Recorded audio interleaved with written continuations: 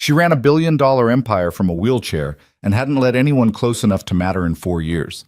He fixed broken things for a living and raised his daughter alone in a one-bedroom apartment 12 floors below her office. They had no business being in the same conversation, let alone the same world.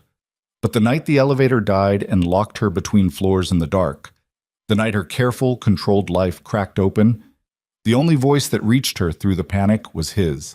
Like, comment with your city so I can see how far this story has traveled. Now let's begin. The elevator doors opened exactly at 6:47 every morning, and Autumn Sinclair was already inside her office before they closed again. That was not an accident. She had learned early on that timing was a form of power. If you arrived before everyone else, you set the tempo. You made other people adjust to you. You never walked into a room that was already in motion. You were the motion. The building's security staff knew her schedule well enough that they didn't need to greet her anymore. They just straightened up when the black town car pulled to the curb, and by the time the driver had come around to the passenger side, the lobby's automatic doors were already open and waiting. The wheelchair came out first, then Autumn. She transferred with the practiced efficiency of someone who had done it 10,000 times and had no patience for anyone who made it a moment worth noticing. The chair was custom-built, matte black frame, lightweight titanium, adjusted to her exact measurements. It cost more than most people's cars. She propelled herself through the lobby without slowing down, nodded to Darnell at the front desk, the only person in the building who got a nod, and rolled into the private elevator on the left that she alone used. The doors closed. 30 seconds of silence. 42nd floor. This was her day, 5 days a week, 50 weeks a year. Autumn Sinclair was 27 years old, and she ran Sinclair Technologies like it was the only thing keeping her upright. Revenue projections for Q3 had come in at 11% above forecast. The Singapore partnership was 2 signatures away from closing. She had 3 board meetings this week, a product launch in 6 days, and approximately 0 interest in anything that didn't directly feed those outcomes. She had not been on a date in 2 years. She had not been to a family dinner in longer than that. She had one friend, Priya, her general counsel, and their conversations were mostly about litigation. None of that bothered her. She had decided a long time ago that it wouldn't. The accident had happened 4 years ago, on a Tuesday in February, which she always thought was an absurd detail, as if catastrophic things should only happen on dramatic days, Fridays or full moons or significant anniversaries. But life doesn't choreograph itself. She had been 23, just named interim CEO after her father's health collapsed, and she was driving back from a meeting in Jersey at 11 at night because she worked like that back then too. The roads were wet. A truck drifted lanes. She remembered the lights, then nothing, then waking up in a hospital room with her mother crying at the foot of the bed and a doctor explaining, in the overly gentle tones people used when they thought gentleness could soften what they were about to say, that the spinal cord injury was complete at T10. She would not walk again. Her mother had reached for her hand. Autumn had stared at the ceiling and started calculating what this meant for the company restructuring she had scheduled for the following month. That was probably not healthy. She was aware of that. But the alternative, sitting inside what had happened to her, feeling the full weight of it, had felt like a door she could open once and never close again. So she had not opened it. She had instead built the hardest version of herself she could manage. She had hired the best physical therapist in the city, developed upper body strength that surprised even her own medical team, and returned to the office 41 days after the accident. She had fired 2 board members who suggested she consider stepping back. She had taken the company public 9 months later. The message she sent to the world was simple. Nothing has changed. And mostly, it worked. The problem, the part she didn't discuss with anyone, was that nothing had changed because she had not allowed anything to change. Every variable in her life was controlled. The building's accessibility was maintained to exacting standards because she paid for those standards herself. Her schedule was managed by her assistant Marcus, who had a gift for anticipating what she needed before she asked. Her apartment, 2 blocks from the office, had been completely renovated before she moved in. Her social circle had been, over 4 years, reduced to the functional minimum. She knew what she was doing. She just didn't intend to stop. Marcus was waiting outside the elevator when the doors opened on 42, tablet in hand, already talking. Good morning. Singapore called at 6. Raymond Chen wants to push the Thursday call to Friday, which means it overlaps with the product demo unless we shift the demo to 2. But 2 is when you have move the demo to 4, Chiang, Autumn said, rolling past him without breaking speed. Email Chen that Friday at 9 is the only option. If he pushes back, tell him we're entertaining a conversation with Hyundai. Are we? No, but he doesn't know that. She pushed through the glass door to her office and went straight to her desk, pulling her laptop toward her before she'd even settled fully. What else? Marcus followed, cycling through his tablet. Board pre-read is due by noon. Elliot Marsh's assistant called again about the charity gala. Apparently the seating arrangement you approved last week raised concerns with 2 other board members. Tell them the seating arrangement stands. They're specifically asking whether Marcus. She looked up. The seating arrangement stands. He made a note. He was 26 and extremely good at his job and had learned in 18 months exactly where the edge of Autumn's patience was. Your 11 o'clock moved, and there's a maintenance notice. 3rd floor HVAC is being worked on today, which apparently means the service elevator situation. I don't need the service elevator. Right. They flagged it in case there were any disruptions to the main elevators while they're routing power. Fine. She was already reading the Singapore file. Close the door on your way out. He did. The floor was quiet. Early morning was the only time Autumn genuinely liked the office, before everyone else arrived, before the noise and the motion and the endless performance of managing people who needed reassurance about things she found obvious. In the early morning, it was just the city below and the work in front of her and the particular silence of being the only person on a floor that held 42 desks. She worked for 2 hours without stopping, and then her coffee went cold and she pushed back from the desk to go to the small kitchen at the far end of the floor. And that was when she heard it. From somewhere in the corridor, a sound she didn't hear often in this building, because this building was maintained obsessively. A child crying. But Autumn stopped in this hallway and listened. The crying was coming from near the maintenance closet at the end of the corridor. Not the dramatic, sustained wail of a seriously distressed child, more the hiccuping, worn-out sound of a kid who had been crying for a while and was running out of energy for it. She went to the end of the hall. Sitting on the floor against the wall beside the maintenance closet, back pressed to the baseboard, was a little girl, maybe 5 or 6 years old. Brown pigtails, one coming partially undone. Jeans and a yellow long-sleeve shirt. She had her knees pulled up to her chest and her face turned down, and when Autumn stopped about 6 feet away, the girl looked up. Red eyes, tear-tracked cheeks, and the immediate wide-eyed stillness of a child who had just been caught doing something she wasn't supposed to be doing. "Hi," Autumn said. The girl said nothing. "Are you hurt?" A small head shake. "Are you lost?" A pause. Then a tiny shrug, which Autumn translated as, "Probably, yes." She looked down the hallway in both directions. The floor was empty. It was barely past 8. "How did you get up here?" "The elevator," the girl said. Her voice was small and a little hoarse from crying. "By yourself?" "My dad brought me. But he had to go do something, and I was supposed to wait, and then I accidentally went to the wrong floor, and now I don't know where the right floor is." She sniffed hard. "I pressed a lot of buttons." Autumn looked at her. The kid was trying very hard not to start crying again, which Autumn found, against her will, somewhat impressive. "What floor is your dad on?" 3, the girl said. Then, with sudden uncertainty, "Or maybe 30? They look the same." "They really don't." "They do on the buttons." Autumn looked at her for a moment. She almost called Marcus. That would have been the sensible thing. Have Marcus come deal with this, locate the father, route the child back to wherever she belonged. That was what assistants were for. Instead, she said, "Come on, I'll take you to the lobby and we'll figure it out from there." The girl stood up, rubbing her face with the back of her hand in the way kids did, thorough and completely unselfconscious. She looked at the wheelchair with the frank, unguarded curiosity that small children had and adults had learned to perform the absence of. "What happened to your legs?" "I was in an accident," Autumn said. "Does it hurt?" "Not anymore."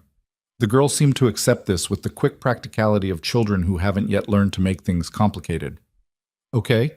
she said, and walked beside the wheelchair toward the elevator like this was perfectly normal. In the elevator, she stood with her hands folded in front of her, watching the numbers descend. "I'm Lily," she said. "Autumn. That's a season. I'm aware." "I like fall," Lily said with great seriousness, "because of the leaves." "Good to know," Autumn said. Nathan Reed was on his hands and knees in the third-floor mechanical room when his radio crackled. "Reed." That was Darnell at the front desk, which was unusual. Darnell never used the radio unless it was serious. "You want to come to the lobby?" "I'm in the middle of It's not a question, man. Come to the lobby." He sat back on his heels, rubbed a streak of grease off his palm with a rag, and stood up. He was a big man, 6'1", broad across the shoulders, with the kind of hands that showed his work. 32 years old and already had some gray at his temples, which his daughter found hilarious and he tried not to think about. He unclipped the radio from his belt and walked out to the elevator. When the lobby doors opened, he saw Lily first, standing near the front desk, completely fine, a little worse for wear around the eyes, and the relief that moved through his chest was so strong it almost buckled him. "Lily." He crossed the lobby in 4 strides and crouched down to her level. "Baby, I've been looking all over for—" "Dad, this is Autumn," Lily pointed behind her. "She found me. She has a really fast wheelchair." Nathan looked up. He had seen Autumn Sinclair exactly twice before, once in the lobby when her car pulled in and he happened to be near the door, and once on a security monitor in the maintenance office when there'd been a false alarm on 42 and they'd needed visual confirmation it wasn't a break-in. Both times she had been in motion. All contained efficiency and the particular authority of someone who had stopped second-guessing herself. This was closer than either of those times. She was looking at him with a calm, direct expression that gave nothing away. "Your daughter pressed approximately every button in the elevator," she said. "Yeah, she does that." He stood up, one hand on Lily's shoulder. "I'm sorry. She was supposed to stay in the maintenance office with Carlos. She's not supposed to be up there at all. She's fine," Autumn said.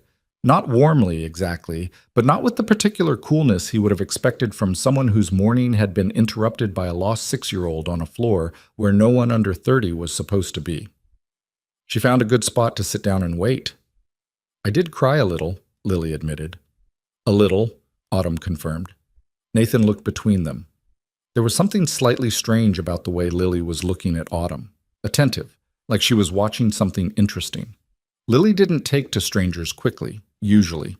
She was polite because he had raised her to be polite, but she kept her real attention private until she decided someone deserved it.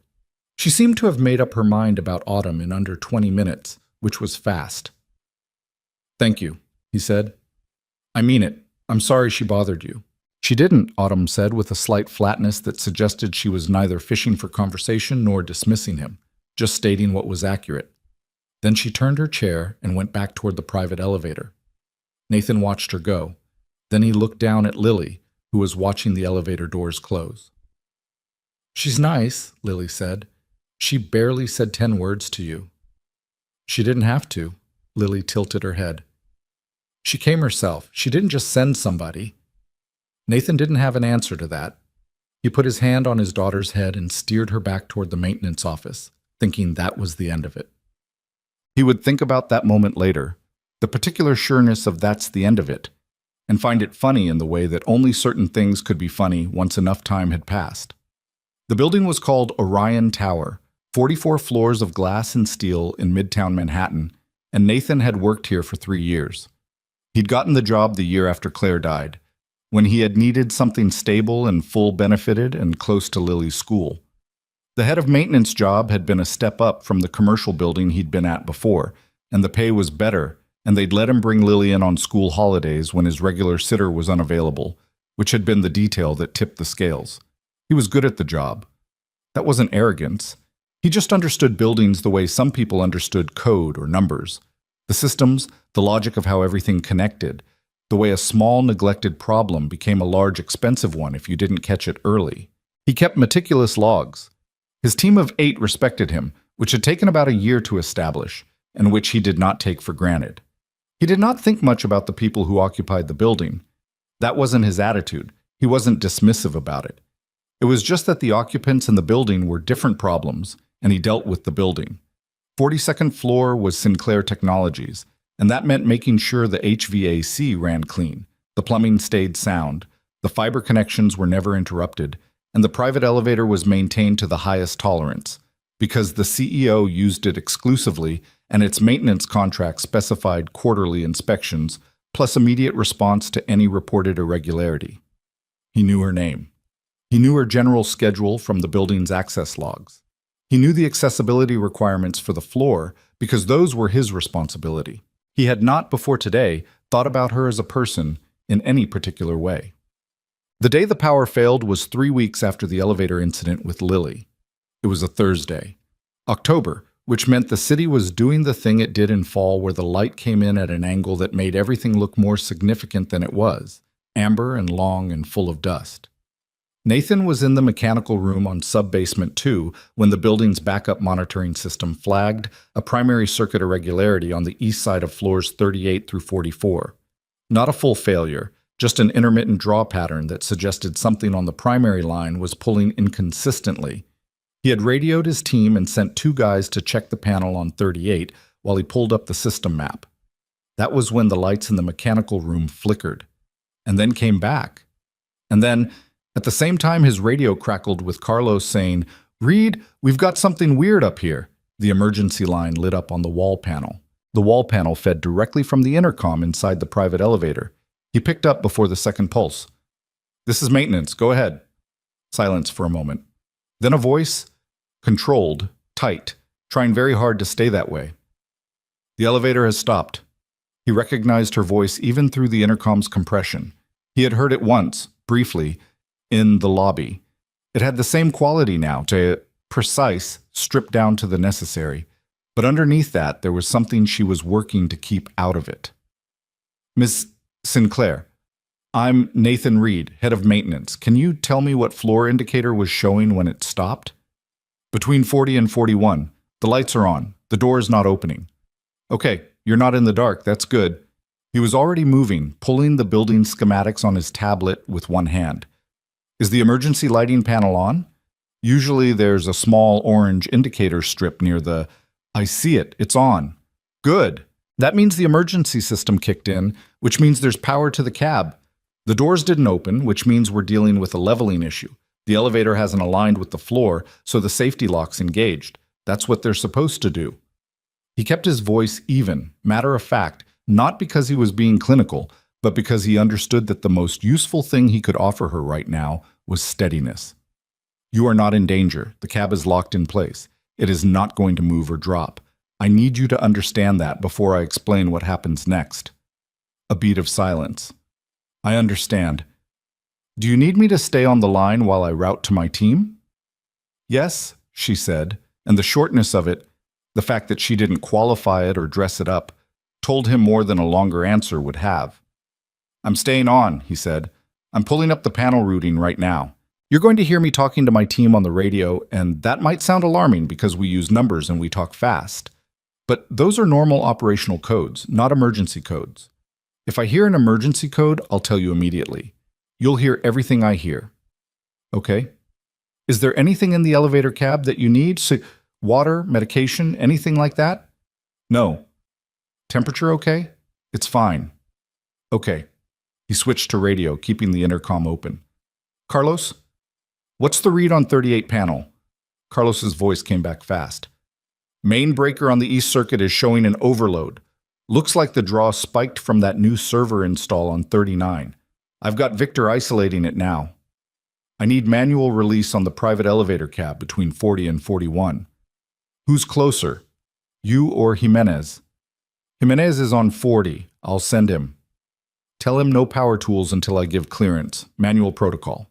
He went back to the intercom. "Miss Sinclair, my guy Jimenez is going to 40 right now. The manual release panel is inside the elevator machine room, which is accessed from 40, not from where you are. You won't see him or hear him until the doors open. That'll take about 4 minutes from right now." "4 minutes," she said, give or take. He paused.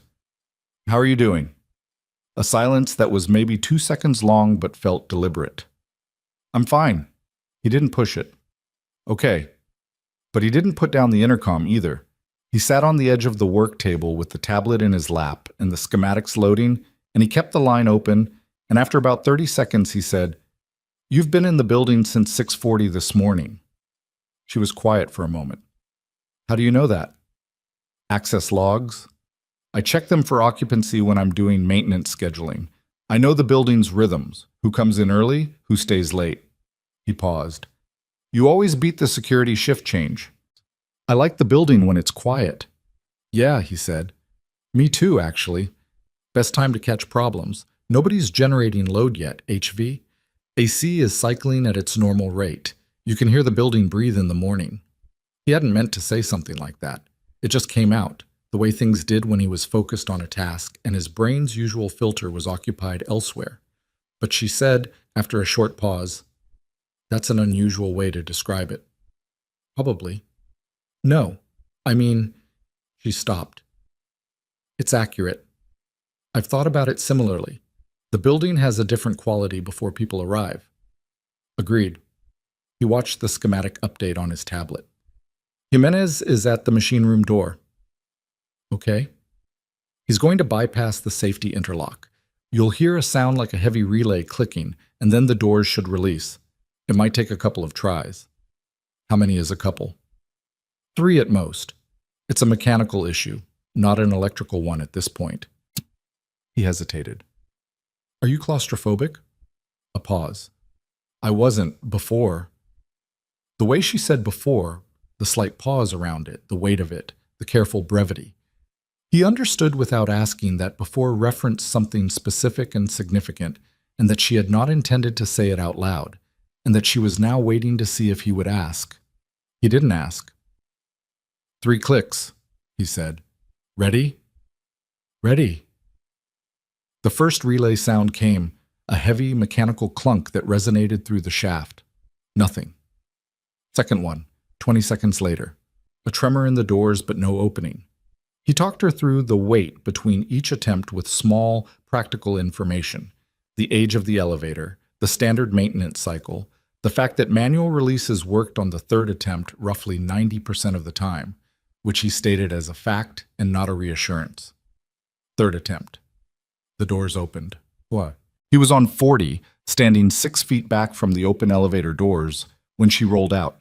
She stopped just past the threshold, took 2 measured breaths, the kind of breathing you did after you'd been holding yourself together, and then looked up. Their eyes met. Her expression was composed, almost entirely. He was looking for it because he'd been on the other end of that intercom voice, and he could see the remains of what that 4 minutes had cost her, a slight tightness around her jaw, a stillness that was a little too careful to be natural. She had already put most of it away, with the speed of someone who'd had a lot of practice. "Thank you," she said. "You're welcome." He meant it plainly, without inflation. She looked at him for a moment that felt slightly longer than the functional one. He had the sense of being seen in the way that was different from being observed, like she was filing something, some small piece of unexpected information, into a category she hadn't expected to use. Then she turned her chair and went down the hall toward the stairs she would take to her floor. He watched her go, then looked at Jimenez, who was deliberately studying the ceiling. "Not a word," Nathan said. "I didn't say anything," Jimenez said. "I know what you were thinking." "I was thinking about the relay," Jimenez said, very innocently. Nathan looked at him. "She's intense," Jimenez offered. "She was trapped in an elevator for 4 minutes," Nathan said. "She was intense and polite, which is better than most people manage." He went back to the mechanical room and finished the day. The next morning, Marcus sent a formal email to the building management office on behalf of Sinclair Technologies, citing the maintenance team's response to the elevator incident, and specifically naming Nathan Reed as having handled the situation with exceptional competence and professionalism. A courtesy copy was routed to Nathan's inbox. He read it twice, then put his radio on the charger and went to start the morning rounds. 3 days later, something on 42 needed attention. This happened periodically, an air return that was running too warm, a sensor in the server room that had started giving intermittent false readings. Normal building stuff. Usually, Nathan sent Carlos or Jimenez on routine floor visits, unless the issue required his direct read. This one, technically, probably could have been handled by Carlos. He went himself. He told himself it was because the server room sensor needed the senior tech's assessment to determine whether it was a hardware issue or a calibration issue. That was true.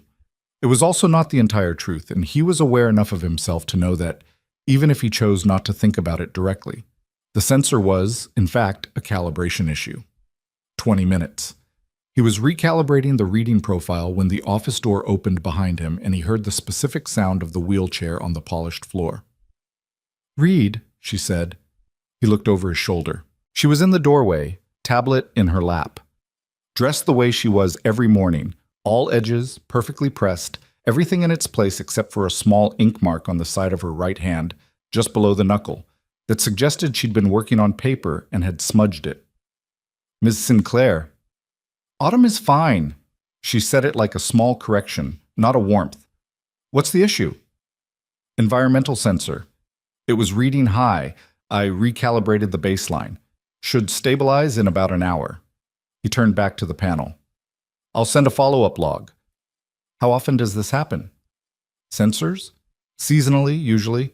Temperature differential between outside and inside when the weather shifts. It throws off baseline readings that were calibrated in summer. Nothing to worry about." She came further into the room, stopping near the rack of equipment. He noticed she was looking not at him, but at the equipment itself, reading the panel displays, checking the indicators. She actually knew what she was looking at. That was not a given with even technically sophisticated clients. "You know server room infrastructure," he said. "I started the company in my apartment with 3 servers on a folding table," she said. "I've done my own cooling management." "That's how a lot of the best ones start." She glanced at him. It wasn't quite a smile, but it was the absence of the deliberate neutrality she usually wore, which was its own thing. "Your daughter," she said. "Is she usually here on school breaks?" "When I can arrange coverage, yeah. I try to keep her to the lower floors, but she's..." He paused. "She has her own sense of direction. She told me she likes fall because of the leaves. She says that every year she has a whole routine about it." He closed the panel cover and straightened up. "She also told me she thought you were nice." Something shifted in Autumn's expression. So fast he almost missed it. Not discomfort. More like an adjustment, a small recalibration, the way the sensor had just done. "I didn't do anything particularly nice," she said. "You came yourself," Nathan said. She noticed. Autumn looked at him. He had the sense again of being filed, of some unexpected data point landing in a place it hadn't been expected. She didn't answer. She turned her chair and left. Nathan looked at the server rack for a moment, then started gathering his tools. He was, he realized, going to find reasons to be on this floor again. That was a problem, probably. But it was also true. And Nathan Reed had learned after 3 years of raising a kid alone and working hard and living in the careful, narrow channel he'd built for himself after Claire, that he wasn't very good at lying to himself. He could be honest with himself about a thing and still choose not to act on it. That was fine. That was the plan. He picked up his kit and walked to the elevator. The building had very good bones, he thought. You could learn a lot from a building, if you paid attention. He pressed the button for sub-basement 2, and the doors closed, and the cable took the weight. The sensor log Nathan submitted after the server room visit was 3 paragraphs long, thorough, technical, and completely unnecessary in its level of detail for what had been a routine recalibration. He knew that when he was writing it. He wrote it anyway, because it gave him something concrete to do with the hour after he got home, after Lily was in bed, after the apartment was quiet in the way that apartments got quiet when there was only one adult in them. He sat at the kitchen table and wrote a maintenance log with the same focus he would have given a critical infrastructure report.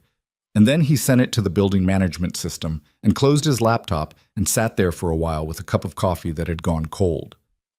He was not a man who was easily pulled toward things he shouldn't be.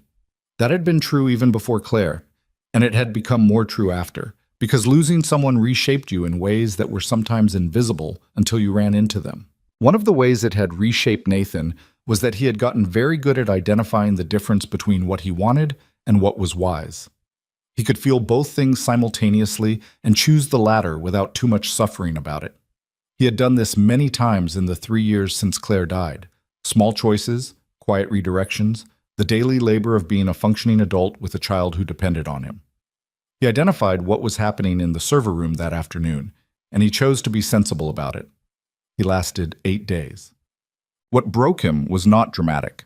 It was a Tuesday afternoon, just after 3, when he was doing a routine walk of the 42nd floor's perimeter, checking fire suppression system inspection tags, which was mundane work that required minimal attention, and he rounded the corner near the glass-walled conference room and found Autumn sitting alone at the long table, facing the window, doing nothing.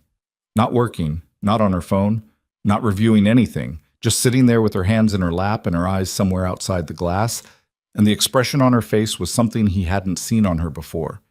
The face people had when they thought no one was watching, when the particular version of themselves they showed the world had slipped. She looked exhausted. Not physically. She always moved with precision and force, and she still sat with perfect posture even now, but in some deeper way, the kind that sleep didn't fix. Tired of something that wasn't physical. He should have kept walking. The inspection tags were on the wall 40 feet further down the corridor, and he could have kept moving, and she wouldn't have seen him. He knocked on the open conference room door. She turned immediately, and the expression he'd seen was gone in the second it took her to register who was there. Her face reorganized itself, composed, neutral, the careful blankness of a practiced executive. But she'd been looking out a window alone in a conference room at 3 in the afternoon, and they both knew it. "Reed," she said. "Sorry to interrupt, I'm doing suppression system tags. Mind if I—" He gestured at the panel on the conference room wall. "Takes 30 seconds. "Go ahead." He came in and checked the tag, logged it on his tablet. He was aware of her watching him with the same direct, filing attention she'd had in the server room.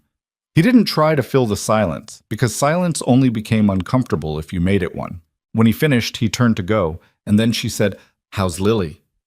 He stopped. "She's good," he said. "She lost a tooth last week. She negotiated significantly harder than the situation required." Something in Autumn's expression shifted. Not quite amusement, but adjacent to it. For what? The going rate is apparently $5 in her classroom. She asked for 10, on the grounds that it was her first tooth and represented a significant developmental milestone. "Did you negotiate back?"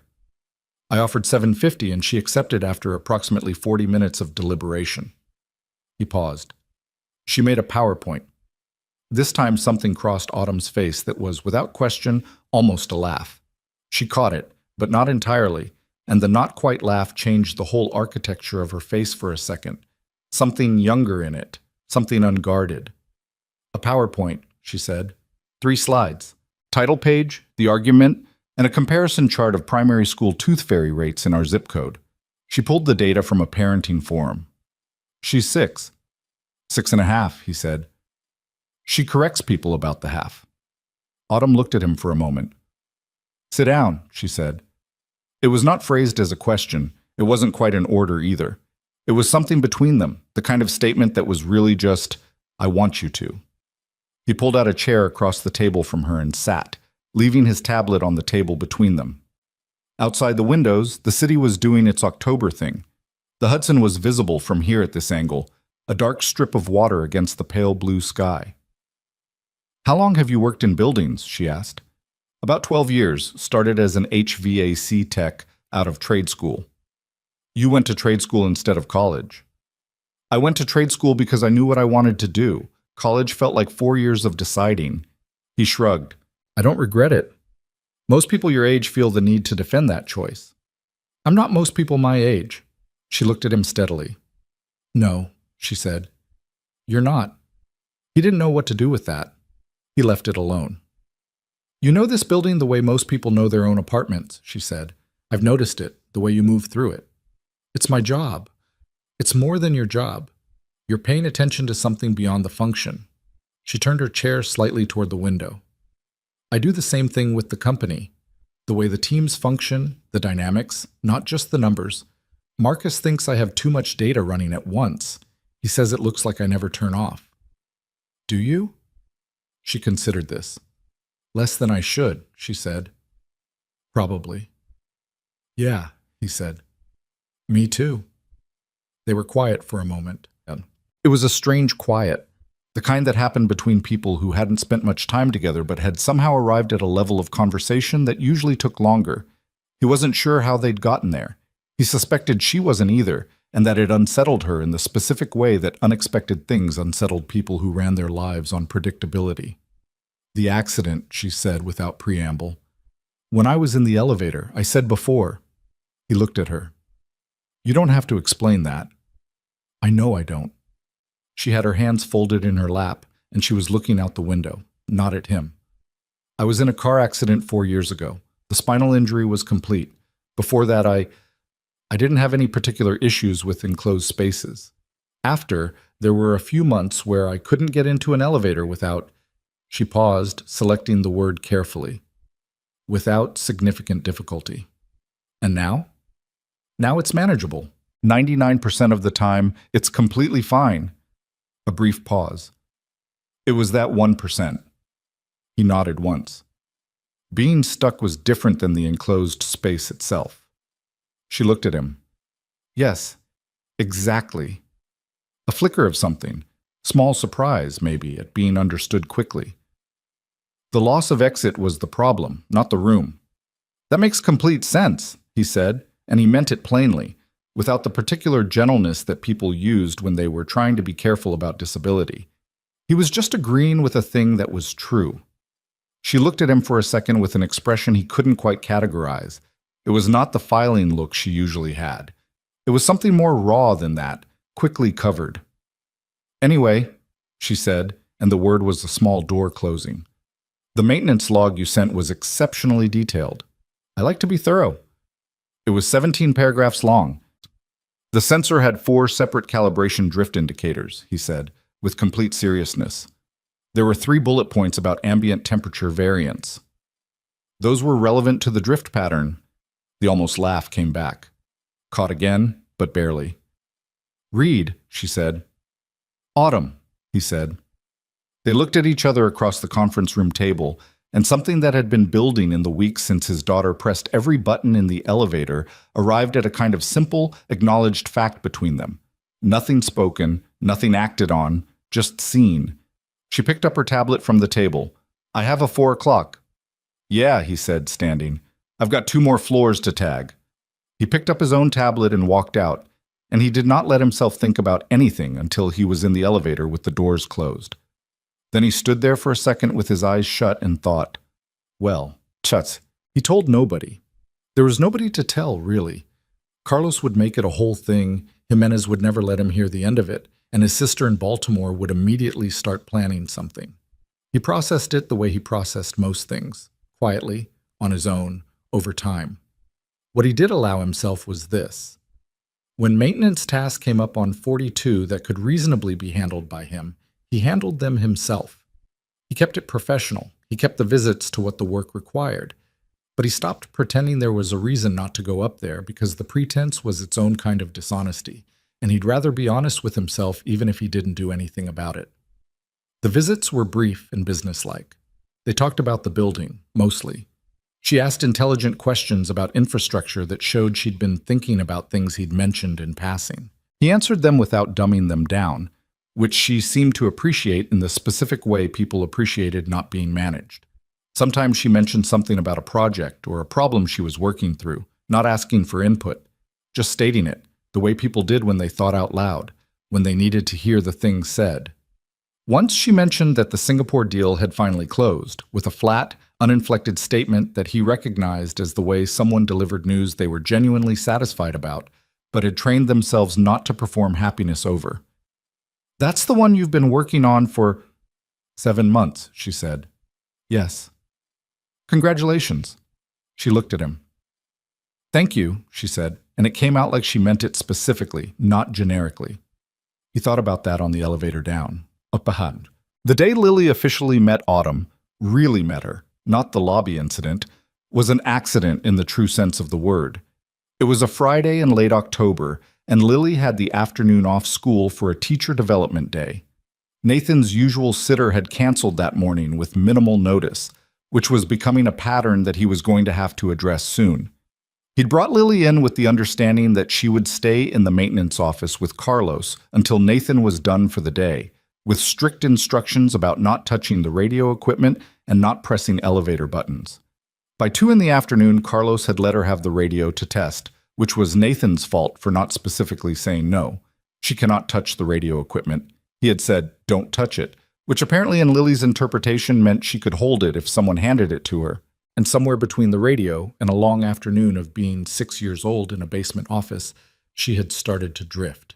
Nathan found out she drifted when his radio crackled at 2:47 p.m. with Darnell's voice saying, "Reed, your daughter is in the lobby reading the plant."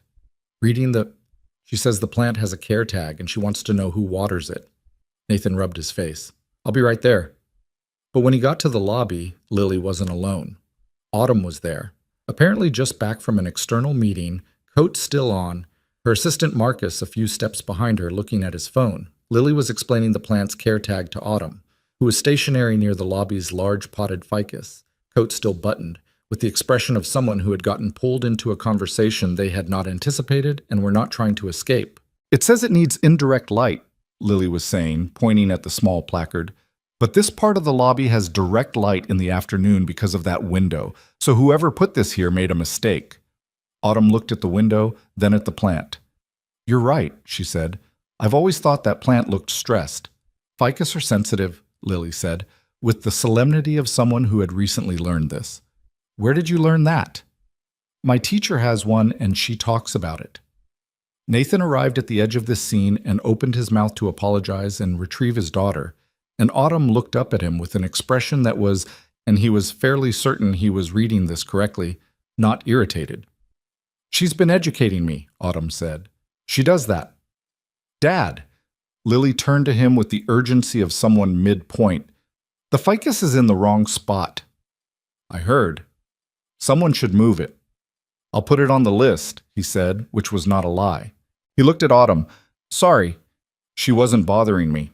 Autumn said it simply, and then she said to Lily, "You have a good eye.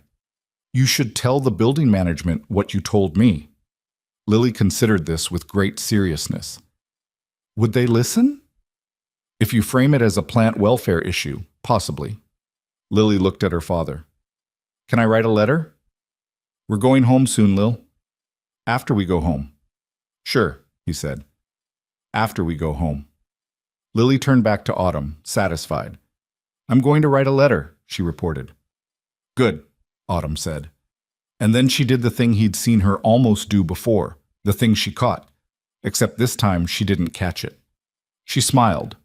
Not a polished, boardroom-appropriate smile, but a real one, slightly crooked, like it had gotten out before she decided whether to let it. It was there for a second and a half, and then it was gone, and she turned her chair toward the elevator. "Have a good evening, Reed." "You too, Autumn." He watched her go, and beside him, Lily watched too. "She smiled," Lily said. "I saw." "She doesn't do that very much, does she?" Nathan looked down at his daughter. "What makes you say that?" "Because when she did it, it looked like it surprised her," Lily said, with the simple accuracy of children who hadn't yet learned to look away from things. Mussim. The letter about the ficus was 3 sentences long in Lily's best handwriting, submitted to the building management office's physical mailbox on the lobby level the following Monday. Nathan slipped it in after morning rounds, because Lily had left it in his jacket pocket with a post-it note that said, "Don't forget Dad" in large letters. The ficus was moved 4 days later. He didn't know who authorized it. But when he walked through the lobby that Thursday and saw the plant relocated to a better-lit corner, he felt something simple and slightly ridiculous, and he didn't try to talk himself out of it. November came in cold and serious. The city shifted gears, coats out, people moving faster on the sidewalks, a particular smell in the air that was something between exhaust and wood smoke and the specific cold of a New York morning. Nathan walked Lily to school every day and then walked the 8 blocks to Orion Tower, and the walk was one of his favorite parts of the day. The 20 minutes where he was just a man in the city, not an employee or a single father or any other thing, just a person moving through the morning. He had started noticing how often he thought about the 42nd floor. Not obsessively, not in a way that disrupted his work or his evenings with Lily, but it was there. The way certain things were there at the edge of your thinking, present without demanding attention. He'd be watching Lily do her homework, and his mind would drift to something Autumn had said about the Singapore infrastructure rollout, a detail that had been interesting to him because it paralleled a logistics challenge he'd had years ago with a commercial property in Queens. He'd be fixing himself dinner and find himself thinking about the conference room. That afternoon, the almost laugh. He was, he recognized, in the early stages of a situation that was going to require some honest accounting. He was a maintenance worker. She was the CEO of a billion-dollar technology company. These were not comparable positions in any professional or social sense, and he was not naive about that. He was also 32 years old and had spent 3 years keeping his head down and his expectations small. And there was something in him, quiet and stubborn, that was beginning to resist the smallness. He didn't do anything about it. He kept the visits professional. He did not manufacture reasons to have extra conversations. But when the building's annual safety inspection required a sit-down briefing with building tenants on emergency protocols, and when that briefing was scheduled for 42 at 11 a.m. on a Wednesday, Nathan conducted it himself instead of sending Carlos. Autumn was the only representative from Sinclair Technologies in the room. She'd told Marcus to field the morning's other calls, and she'd handle the inspection briefing, which Marcus had noted on the schedule with the specific neutrality of an assistant who had observations but had learned not to share them. The briefing was 30 minutes. Nathan went through the emergency procedures, the exit protocols, the updates to the fire suppression system, the changes to elevator emergency response since the October incident. He was professional and thorough and didn't rush any of it. She asked 2 questions, one about the new elevator response protocol and one about a detail in the suppression system upgrade that demonstrated she had actually read the safety materials he'd distributed, which most tenants did not do. After the formal part, he was packing up his materials when she said, "Lily, does she like the park?" He paused. "She loves the park." "Why?" "I was in Central Park on Saturday." Autumn seemed to be choosing words carefully, not from rehearsal but from genuine uncertainty about something, which was a quality he hadn't seen in her before, the slight hesitation of someone not on familiar ground. There were children playing in the leaf piles near the 72nd Street entrance. I thought about what she said, about fall because of the leaves. He looked at her. She was looking at her tablet, not at him, with the slight self-consciousness of someone who had said something more personal than they meant to. "She's going to the park Saturday," he said. "If you—" He stopped himself. She looked up. He made a decision he couldn't entirely justify. "I was going to take her Saturday morning. If you wanted to, I don't know. There's a good coffee cart near the 72nd entrance." The room was quiet. He was aware of exactly how much was packed into a question like that. The shape of it, what it implied, the distance between their respective positions on every axis that mattered professionally and socially. He was also aware that he was tired of doing the math on things like this, and that the math had never once led him somewhere that felt like living. Autumn looked at him with the same direct attention she always had, but something in it was different now. She was not filing this, not processing it with the part of her that processed information efficiently. She was sitting with it. That would be... She paused. "Lily would have to be okay with that. Lily thinks you're nice. Lily thinks everyone is nice." "Actually, she's pretty selective," Nathan said. "She told me our neighbor on the 4th floor is suspicious, based on his male habits." This time the almost laugh made it all the way out. "Autumn." Sinclair laughed, short, real, caught off guard, the kind of laugh that happened when the reflex beat the control. She pressed her mouth shut after, but it had already happened. "Suspicious how?" she said.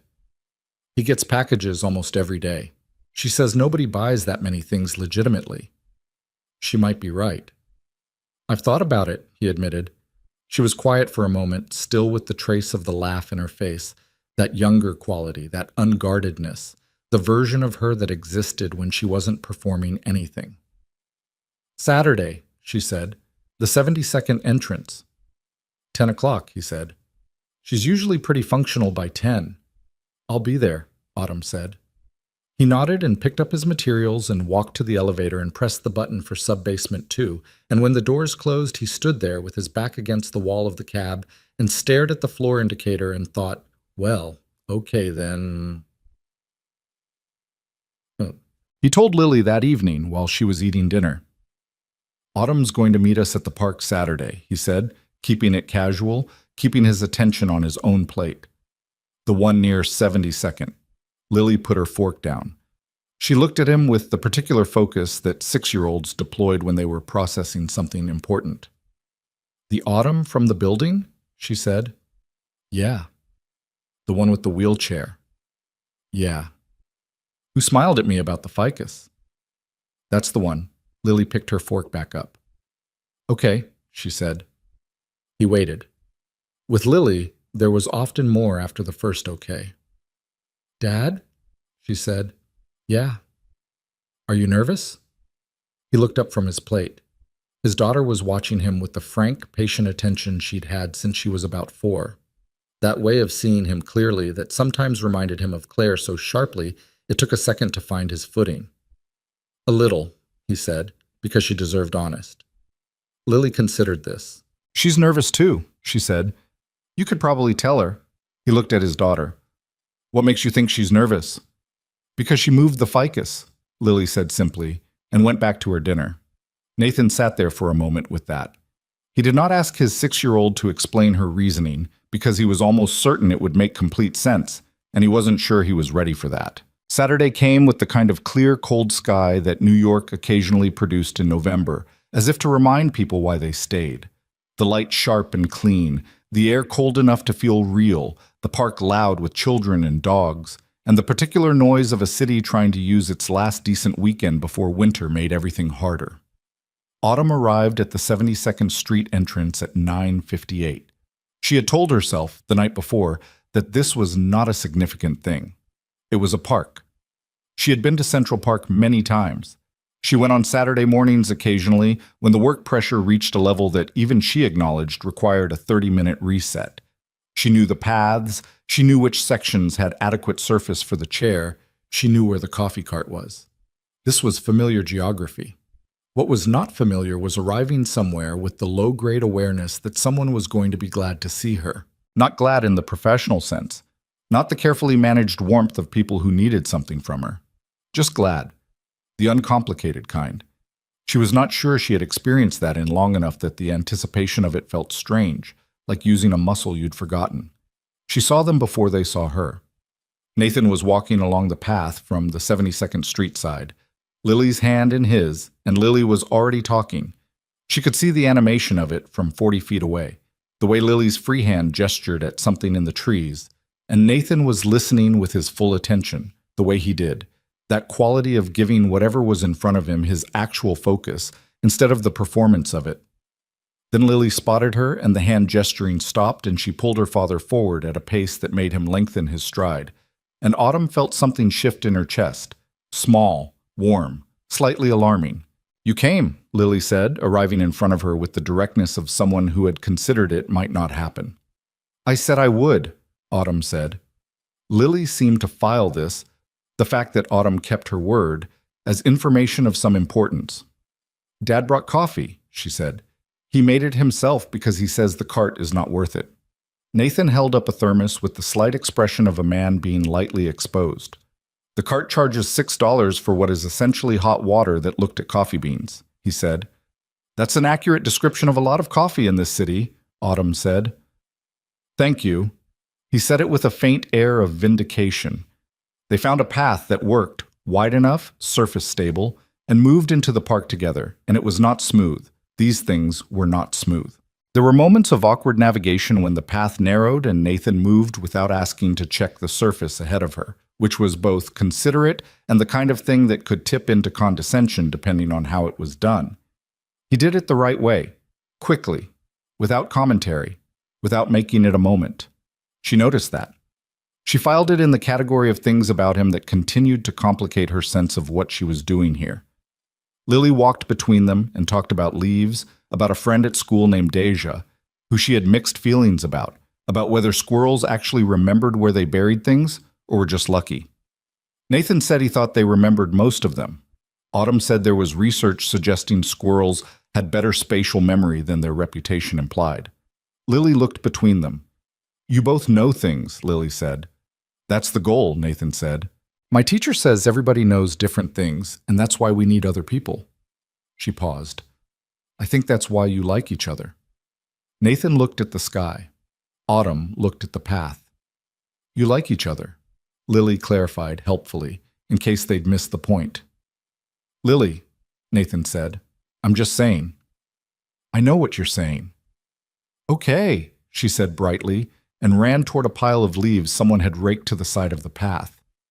Autumn kept her face neutral, which took some effort. She could feel Nathan not looking at her with the same deliberateness. I apologize, he said. Don't, she said. And then, because she was apparently doing things today that she had not planned, she's not wrong. He turned to look at her. She kept her eyes on the path ahead. No, he said, after a moment. She's not. The coffee from the thermos was, in fact, much better than the cart. She drank it from the small cup he'd thought to bring, and they sat on a bench, him on the bench, her beside it, while Lily conducted a private investigation of the leaf pile 20 feet away, and the city moved around them, and neither of them said anything for a while. And it was the most comfortable silence Autumn had experienced in longer than she could accurately calculate. She thought, this is what I've been avoiding. Not the man, not the child, but this. The specific vulnerability of something being genuinely good. Because things that were genuinely good could be taken away, and she had gotten very efficient at not having things that could be taken away. She did not say this out loud, but she thought it, sitting in the November light with coffee going warm in her hands. Timt. They met in the park 2 more Saturdays after that. The second time, Lily brought a notebook and asked to document the types of birds they saw. And Autumn spent 40 minutes identifying bird species from the photos Lily took on Nathan's phone with more accuracy than he'd expected, which caused Lily to look at her with an expression that suggested she had moved into a new and elevated category of person. The third time it rained, and they ended up in a coffee shop on Columbus Avenue that was too small and too loud, and had nowhere good for the wheelchair except a corner spot near the bathroom, which Autumn navigated without comment. And they stayed for 2 hours because Lily had ordered hot chocolate and was taking it extremely seriously, and Nathan had made her laugh 3 separate times. Real laughter, the kind that happened before she could assess whether it was appropriate. Priya noticed first. Priya Mehta had been Autumn's general counsel for 2 years, and her closest thing to a friend for 3, and she had the particular quality of intelligent people who paid close attention. She noticed things before she mentioned them, which meant by the time she mentioned them, she was certain. She appeared in Autumn's office doorway on a Monday afternoon in late November, closed the door behind her, and said, "Who is he?" Autumn looked up from her laptop. "Excuse me? You've left the building 3 Saturdays in a row before noon, and you've been—" Priya made a gesture that was hard to categorize. "Different. I go out on Saturdays. You go out on Saturdays to walk laps around the block and come back. These are 2 and 3 hour absences, and you came in this morning and you didn't immediately tell Marcus to restructure the Hendricks call. You just worked, normally, like someone who'd had a weekend." Autumn held Priya's gaze for a moment. "You're reading a great deal into scheduling." "Autumn." Priya sat down. "I'm your lawyer and possibly your only friend, and I'm not reading into anything. I'm observing correctly." A pause. "Who is he?" Autumn closed her laptop. She considered lying, which was her default when the question was personal, but Priya would see through it, and they both knew it, and lying to Priya felt like a waste of the one relationship she actually valued. "His name is Nathan Reed," she said. "He's the head of maintenance in this building." Priya received this information without the reaction Autumn had been bracing for. No visible alarm, no immediate pivot to liability and optics. "Tell me about him," she said instead. So Autumn told her. Not everything. She kept certain parts of it private, the way she kept things private. The elevator, the conference room, the quality of the silences, but the outline. Single father, daughter named Lily. 12 years in building maintenance, coffee, in the park. The way he listened. Priya sat very still for most of it. When Autumn finished, Priya said, "You should be careful." "I know." "Not because of him," Priya clarified. "I don't know him, but because of the board and the investors. You know how they read things." "Yes." "The optics of—" "I know the optics, Priya." They looked at each other. Priya had the expression of someone who understood that giving advice and being heard were two different things, and who had decided to give the advice anyway. "Be careful," she said again, softer. "And also—" She paused. "I'm glad you have a Saturday." Autumn looked out the window. "So am I," she said, "which is the part that worries me." Then, the photo appeared on a Tuesday. She did not see it herself. Marcus saw it at 7 in the morning and came into her office 10 minutes earlier than usual with the particular facial expression of someone delivering bad news they'd been organizing themselves to deliver. "There's a thing," he said. "What kind of thing?" He turned his tablet around.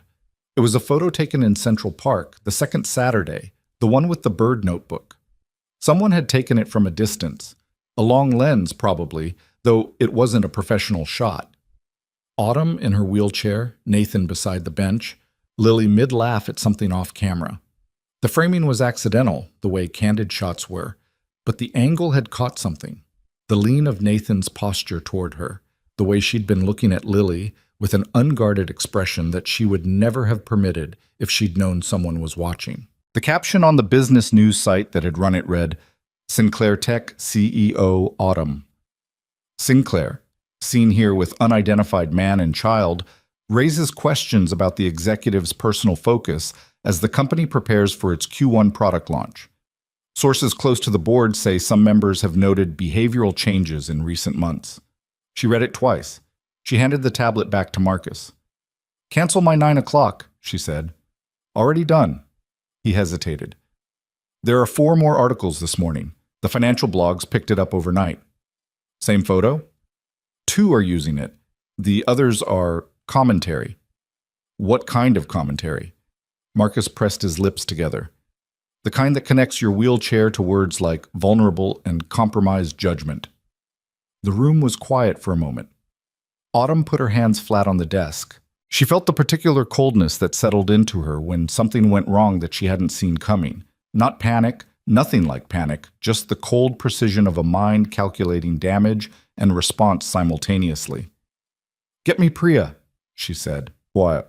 The board meeting was called for Thursday. Not a formal meeting, a conversation, in the careful language of Elliot Marsh, who chaired the board and who had the practiced delicacy of a man who had spent 40 years saying difficult things in the gentlest possible framing. He called her personally, which was itself a signal. "Autumn," he said, "I want to handle this carefully." "Then say it plainly, Elliot." A brief pause. "Some board members have concerns, not about your performance. The Q3 numbers are exceptional. The Singapore close was precisely what we needed. The concerns are about—" he chose the word with audible care. "Perception." "Perception of what?" "Of your judgment, of your stability, particularly given the timing, with the product launch and the Hendricks partnership still—" "Elliot," she kept her voice level, "are you telling me that the board is questioning my competence because I was photographed in a public park?" "They're questioning my competence," she said again, more precisely, "because that is what this is. Not perception, not optics. They're looking at a photo of me outside on a Saturday and concluding that something must be wrong with my judgment. And I think we should be clear about what that actually means." A longer pause. "The conversation Thursday will be, I'll be there," she said. "Thank you for calling." She ended the call and sat for a moment with her hands in her lap. The city was outside the window, doing its indifferent Tuesday thing. Traffic and clouds and the distant noise of construction somewhere on 49th. She thought about the photo. She thought about her own face in it, the unguarded expression, the way she'd been looking at Lily with something she hadn't shown this building in 4 years. She pulled out her phone and typed a message to Nathan. Short, factual. "There's a photo. It's going to be a complicated week. I wanted you to know before you heard from someone else." She put the phone down. 40 seconds later, it buzzed. "I saw it. Are you okay? She looked at the question for a long moment. 3 words, but the directness of them. Not what do you need? Not let me know if there's anything I can do. Just, are you okay? The simplest possible question. She typed back, professionally, it's manageable. Personally, I'm working on it. His reply came quickly. That's honest. Thank you for telling me. And then, after a pause, Lily wants to know if you've eaten lunch. She's made it her thing to ask people that now. I told her you probably had people for that. She said that wasn't the same. Autumn read this twice. Then she typed, tell her no. And she's right that it's not the same. She put the phone face down on the desk and went back to work. And the city kept moving outside the glass, and somewhere below her, the building breathed the way it always did at midday, when everyone was in and the systems were running at full load. The Thursday board meeting was held in the 43rd floor conference room, the building's executive meeting space, which Sinclair Technologies rented for events. 10 board members around the table, several of them with the particular careful blankness of people who had been in many difficult conversations and had learned to show nothing in advance. Elliot Marsh opened with his usual framework. He appreciated everyone's time. This was a productive conversation. The company's performance spoke for itself. Autumn sat at one end of the table and let him finish. Then Diane Cho, who held the 3rd largest shareholder stake and had always had the specific kind of ambition that wore the face of concern, said, Autumn, we care about you. That's the foundation of everything I'm about to say. Autumn looked at her steadily. Go ahead, Diane. The photo is a symptom. What we're actually discussing is whether the focus required for the next 6 months, the launch, the Hendrix finalization, the Series D conversations, is present in the way we need it to be. A deliberate pause.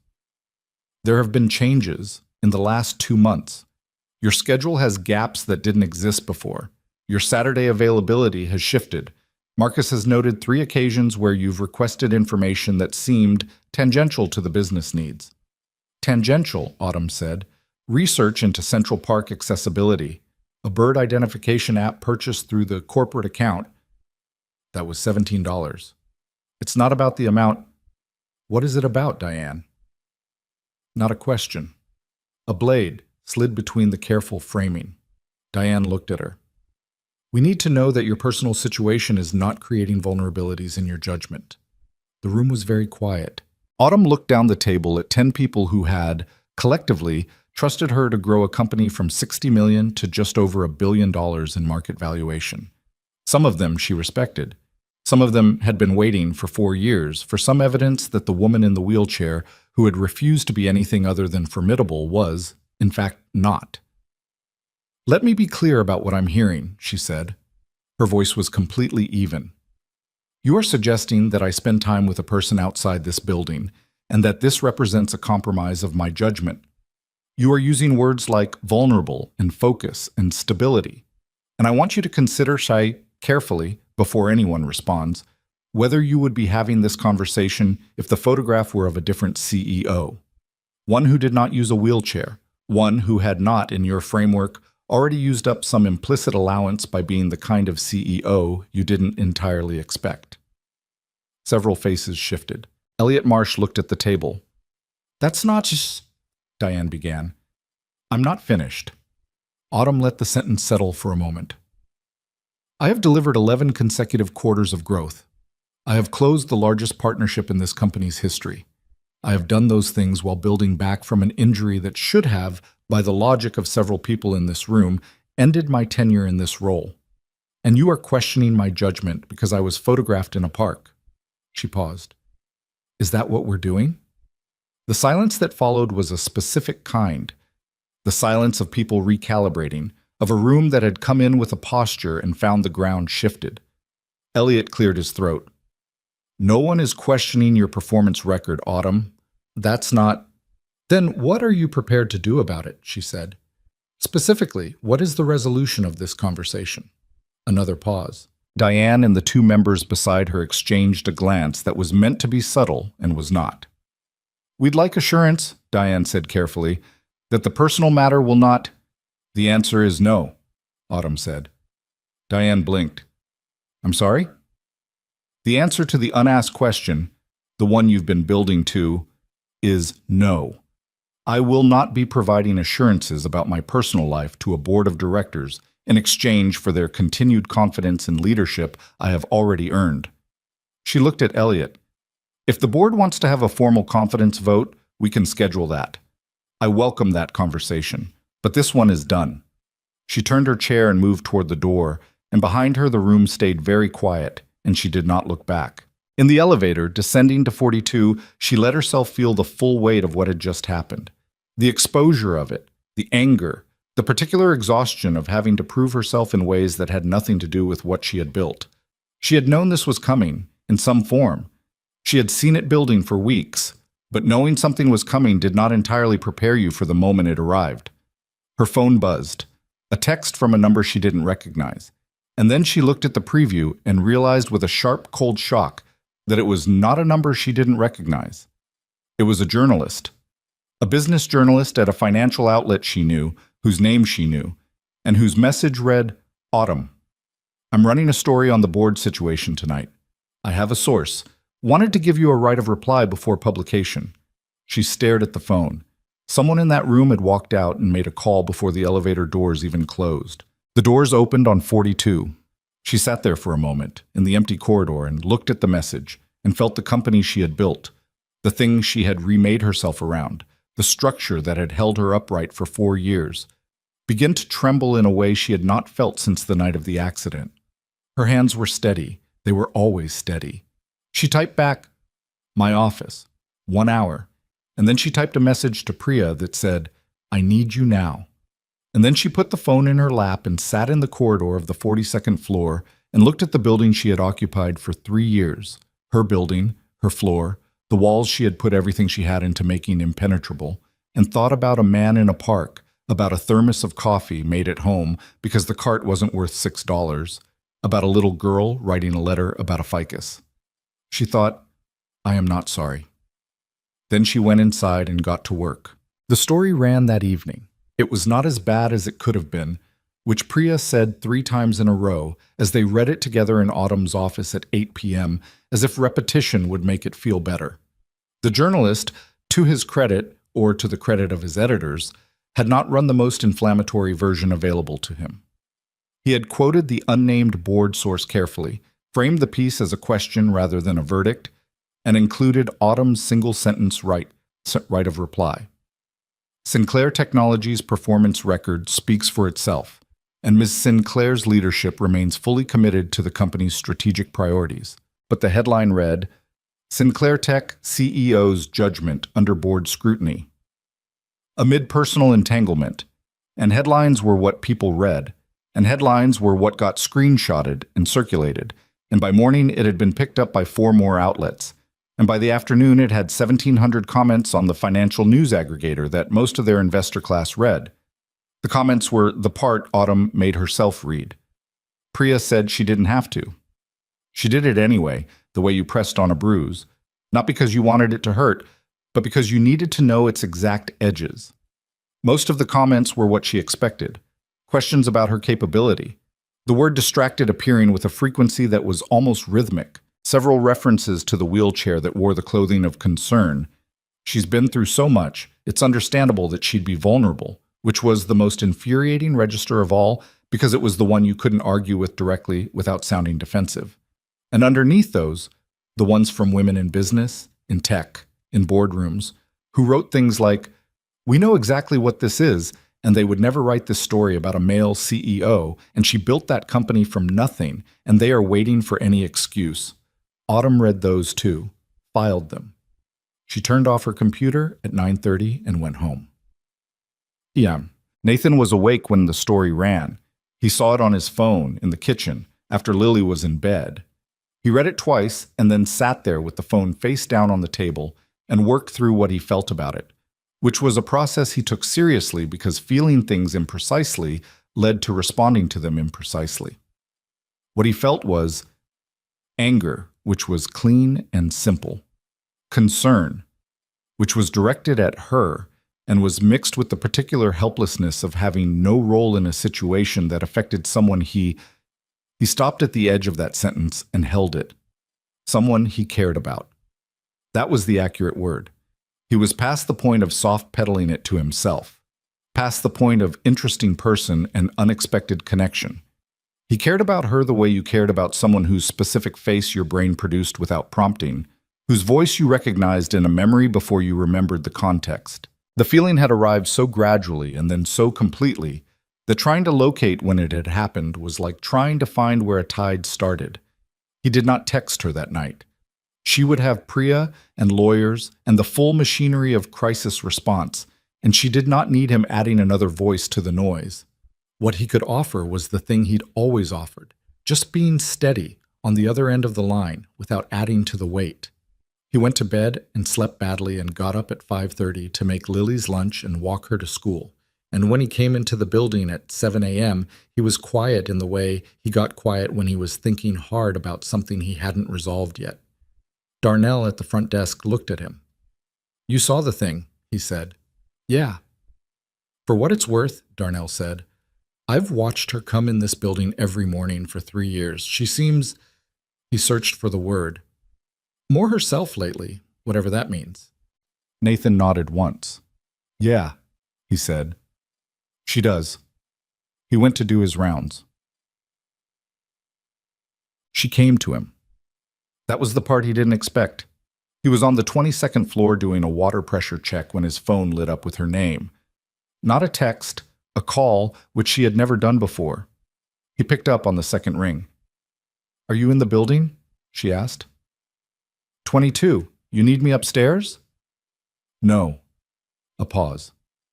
"I'm coming down." He stood in the corridor of 22 and waited, and 3 minutes later the elevator opened and she came out, and she was not in her usual state. She was put together. She was always put together, but there was something underneath it today that was uncontained in a way he hadn't seen, like she had been managing something at high pressure for 48 hours, and the seal was beginning to stress. "I have a problem," she said. "Not preamble, not build-up. Tell me." "The board is calling a formal confidence vote. Elliot told me this morning. Diane Cho has been working the phones for 2 days, and she has enough aligned members to make it a genuine question." She stopped her chair 10 feet from him and folded her hands in her lap with the deliberateness of someone physically containing something. "The vote is in 10 days. At the Meridian Gala, the annual charity event where we typically present the company's year-end highlights to our investor class. Diane wants to use it as the venue to publicly move against me. At a charity gala. It's her style. Public settings, where the audience affects the outcome." Autumn's jaw was set. She's been positioned for this for over a year. The photo gave her the opening she needed. He looked at her. He was calculating things quickly, the way he calculated building problems. What was structural, what was cosmetic, what was load-bearing, and what would fail first. "What do you need?" he said. "I don't know." She said it plainly, without the usual precision, and that plainness, the admission of not knowing, told him more about how bad it was than any of the details. Autumn Sinclair always knew what she needed. Precise requirements, clearly stated. The uncertainty was new. "Can you win the vote?" he asked. "I don't know that either. On numbers? Possibly. But Diane is good at this. She has cultivated relationships on that board for 3 years. She'll have proxies I haven't identified." A pause. "And she is specifically using the argument that I have become emotionally compromised. The photo is Exhibit A. If I walk into that vote looking like I'm defending my right to a personal life, she frames it as confirmation. And if you walk in having distanced yourself from," he started. "From you," she said. "Yes." She held his gaze. "That's the other option. Distance. Make the question irrelevant by removing the answer." The corridor was quiet. Somewhere down the hall, one of the building's secondary HVAC units cycled on with its usual low hum. He understood the shape of what she was saying. She was not asking him to make the decision for her. She was telling him the geometry of the problem, the way she told him building problems, laying out the constraints and variables, and asking him to think alongside her rather than at her. "Is that what you want?" he said. "Distance?" She looked at him for a moment with that direct attention that he had come to understand was her version of an answer she hadn't finished yet. "No," she said. But what I want, and what the situation requires, Autumn. She stopped. What do you want? He said, not repeating it as a challenge, just keeping it there, in the air, until she dealt with it. She was quiet for a moment that had weight in it. Outside, 48 floors below, the city was doing its 10 a.m. thing, loud and indifferent and moving fast. I want to go to the gala and not pretend, she said. I want to stand in that room in front of every investor and board member and say what is actually true, which is that I am the same CEO I have always been, and the only thing that has changed is that I am less miserable than I was a year ago. And those two things are not in conflict. She paused. I want to stop performing the version of myself that makes other people comfortable with what I survived. He stood very still. He knew better than to move when someone was saying something that cost them. I've been doing it for 4 years, she said, making it very clear that nothing touched me, that the accident changed nothing, that I needed nothing and no one. She was looking at the floor now, not at him, and he recognized the posture, the effort of looking somewhere that wasn't a face when the thing being said was too raw to say to a face. Because if I let people see that any of it affected me, they would use it. They would call it weakness. They were always going to call it weakness. A pause. And they're calling it weakness anyway. Yeah, he said quietly, so I might as well stop paying the price to prevent it. He nodded slowly. He thought about what it took to arrive at a statement like that, the accounting required, the willingness to look at the cost of your own defenses and decide they were no longer worth paying. What's the gala? He said. Practically, what's the format? She looked up. Dinner for 400. Seated speeches, company presentations, awards. I give a keynote. She paused. It was always going to be a platform. Diane wants to use it as hers. I could make it mine. Do you know what you'd say? Not yet. A long pause. But I'm beginning to. Adjusts. The next 8 days were the hardest she had worked in years. Not because the work itself was harder. The Q4 reports, the launch preparation, the Hendrix finalization, all of it continued at the same pace. It was hard because she was doing the work and simultaneously carrying the knowledge of Thursday night, of what she had decided in a corridor on the 22nd floor, without any certainty about whether it was the right decision or the one that would cost her everything. Priya thought she was making a mistake. She said so once, directly, in the way Priya did, not repeatedly, not with pressure, but clearly and on the record. You can win the confidence vote on numbers if you work the next week right. You don't need to do this the hard way. I know, Autumn said. Then why? Because the hard way is the honest way, she said, and I'm tired of the other kind. Priya looked at her for a long moment. Okay, she said, then let me help you do the hard way right. They worked on the speech together. Priya on the structural and legal exposure, Autumn on the actual words, which she wrote herself and rewrote 4 times and hated each draft in a different way. She was not a natural public speaker in the emotional register. She was excellent at clear, structured argument, at data presentation, at the kind of boardroom authority that came from precision. The thing the speech required was different. It required her to be specific about things she had kept in the abstract for 4 years. Nathan didn't see the speech before the gala. She thought about sending it to him and decided against it. The speech was her work, her problem. What he had given her, in a corridor on the 22nd floor, in a park in November, in an elevator intercom in October, was not a speech. It was simpler than that. He had given her the experience of being treated like a person, and not a symbol, repeatedly, without making a thing of it, and that was what the speech was actually about. She didn't need his notes on the draft. She needed him to show up. She asked him on the Wednesday before. Not formally. A text. In the evening, after she knew Lily was in bed. The gala is Thursday at the Meridian. It's black tie. I know that's an ask. A pause. Then, I would like you to be there. Not as anything formal, just there. If you're willing. 3 minutes passed. Then, what time? She exhaled something she hadn't known she was holding. 7. I'll put your name at the door. Okay. She looked at the screen for a moment, then typed, Lily will need a sitter. Already thinking about it. And then, Autumn, yes. Whatever happens Thursday, you built that company. Nobody in that room built it. You did. She sat with that for a long time. But the Meridian Hotel ballroom was everything these events always were. Too much chandelier light, tables arranged with the precision of a room designed to make wealth look natural. 400 people in formal wear who had been doing this long enough that the performance of it was invisible even to themselves. Autumn arrived at 7:15 and she could feel the room shift when she came in. The particular shift of a room that had been talking about you adjusting to your presence. She had dressed for this in the specific way she dressed when she intended to be seen. Deep green, silk, architectural cut, her hair up. No concessions, no softening. Priya met her near the entrance and said quietly, "Diane is at table 6. She's got Harmon and Westfeld with her." 2 board members who had been neutral as of Monday. "She's been working the room for 45 minutes.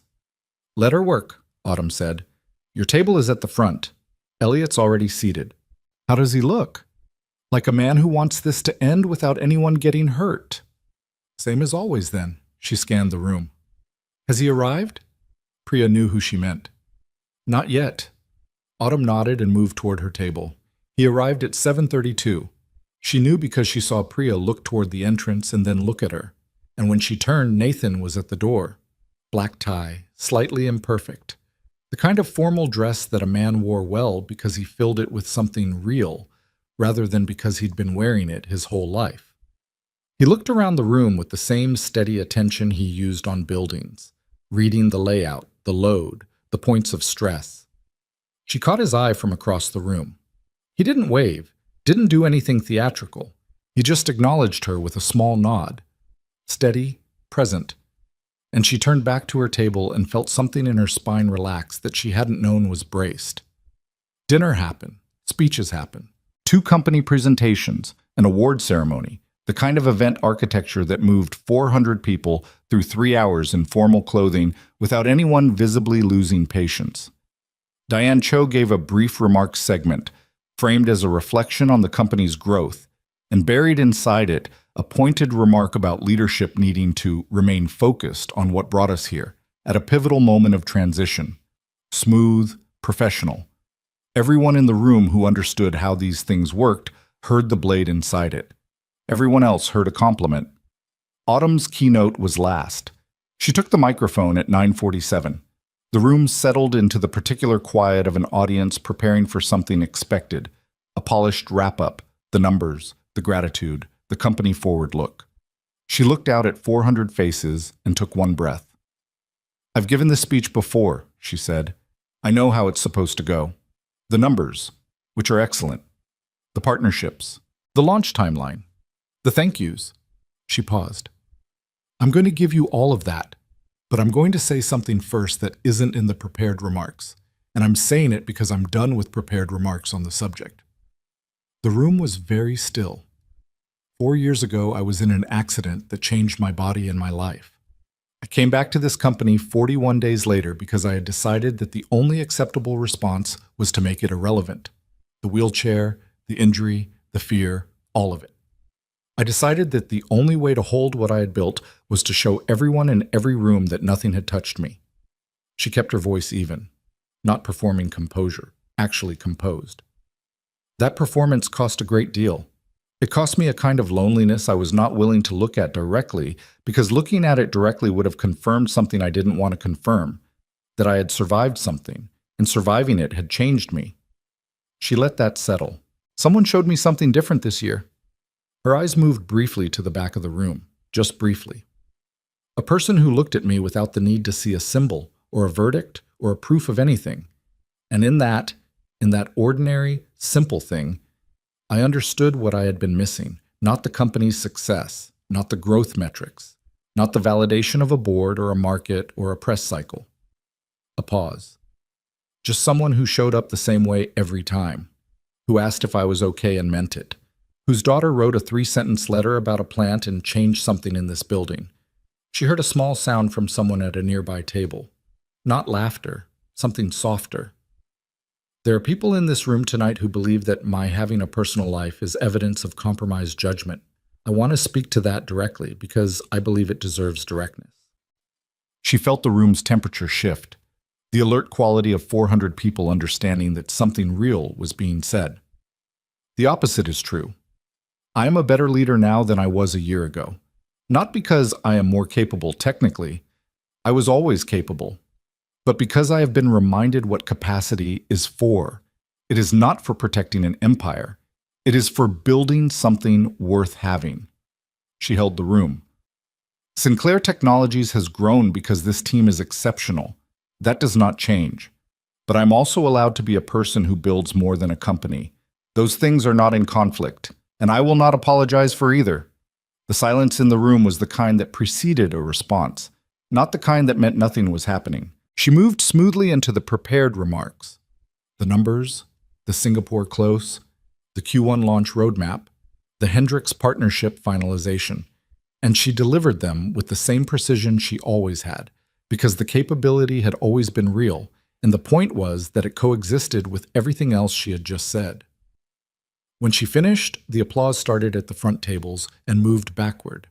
Not unanimous, she could see the held stillness at table 6, Diane Cho's expression carefully managed. But the room was clapping, and several people were standing, and Elliot Marsh at her table was applauding with the relief of a man watching something difficult resolve more cleanly than he'd feared. She set the microphone down and looked toward the back of the room. Nathan was standing near the wall, not clapping the way everyone else was clapping. He was just looking at her with an expression she would spend a long time remembering. Not pride exactly, not relief, something more like recognition. The expression of someone who had known a thing about her before she said it out loud, and was simply watching her arrive at it herself. She left the stage and moved through the room toward him, and people stepped aside and said things to her that she heard and answered, and the noise of the ballroom was around her, but she moved through it steadily, directly, until she reached the back wall. "Hi," she said.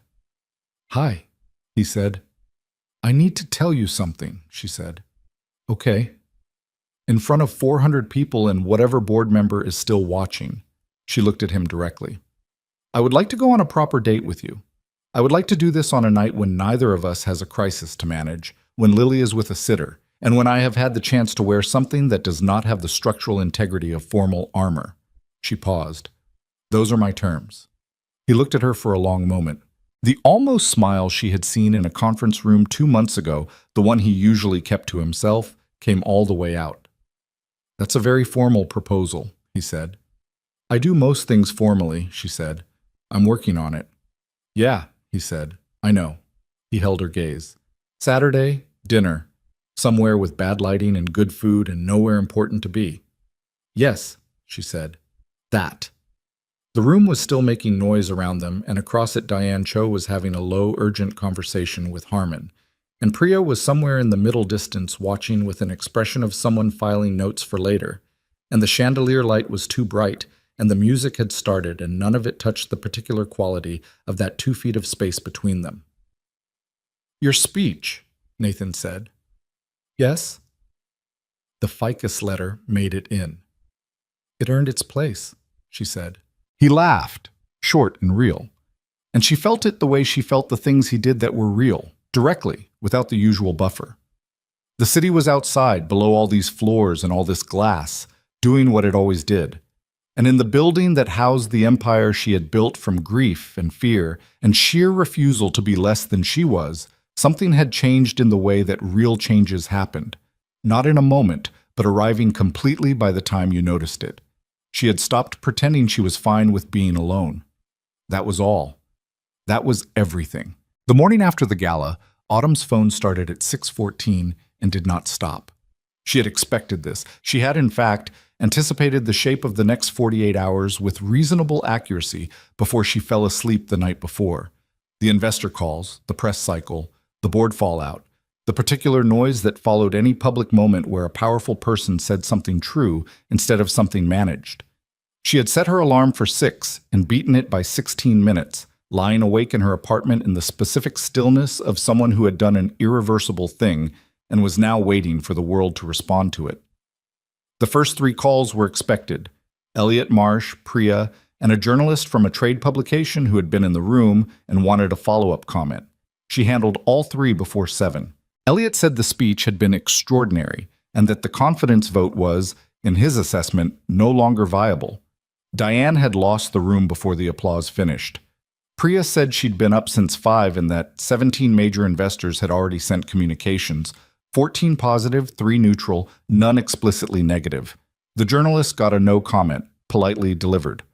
The fourth call was from her mother, which she let go to voicemail because her mother would want to talk for 40 minutes, and she didn't have 40 minutes, and also because the voicemail her mother left would allow her to prepare before responding, which was how she handled her mother as a general principle. She made coffee, her own, at home, the way Nathan had taught her without technically teaching her, just by making it in front of her enough times that she had absorbed his method through proximity.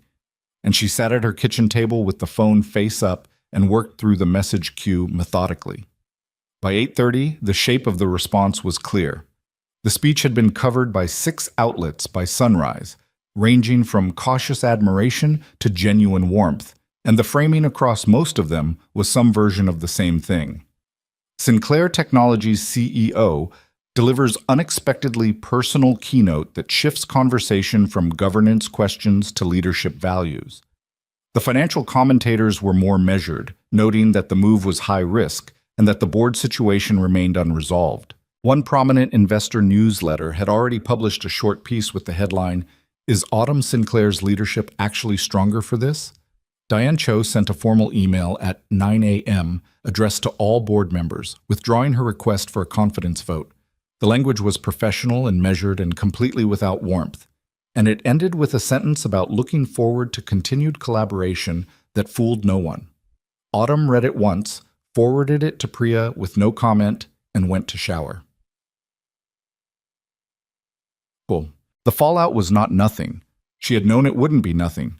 2 institutional investors reduced their positions over the following week, not dramatically, not catastrophically, but visibly, and the market responded with a 2-point drop in share price over 3 days that the financial press treated as a verdict and which Autumn treated as a fluctuation, because she had been through worse and she understood the difference between a correction and a collapse. One board member, Harmon, resigned by email the following Monday with a letter that was 3 paragraphs of carefully phrased disappointment that Priya summarized as "he's annoyed and he's leaving and neither of us will miss him." There were 2 weeks of articles. Some were favorable, some were not, and several were the kind that used concern as a vehicle for condescension. The ones that discussed her wheelchair in the context of her emotional speech, drawing a line between the two that she found both predictable and exhausting. She read them and did not respond to them publicly, because responding was what they wanted, and what they wanted was evidence that she could be rattled. She could not be rattled. This was one of the few things she knew about herself with complete certainty. What she did do was work. The product launch happened on a Tuesday in early December, and it was, by any useful measure, excellent. Live demonstration, no critical technical failures, press coverage that emphasized the technology itself rather than the company's internal drama, and a response from their existing user base that outpaced Q4 projections by 8 points. The team had been building toward it for 8 months, and they delivered it cleanly, and Autumn stood at the front of their post-launch debrief and told them so without inflation. "You built this," she said. "Not me. You. The numbers prove it." Marcus, in the back of the room, made a note in his tablet that she suspected was not work-related. The Hendricks partnership finalized on a Thursday, 2 weeks after the gala.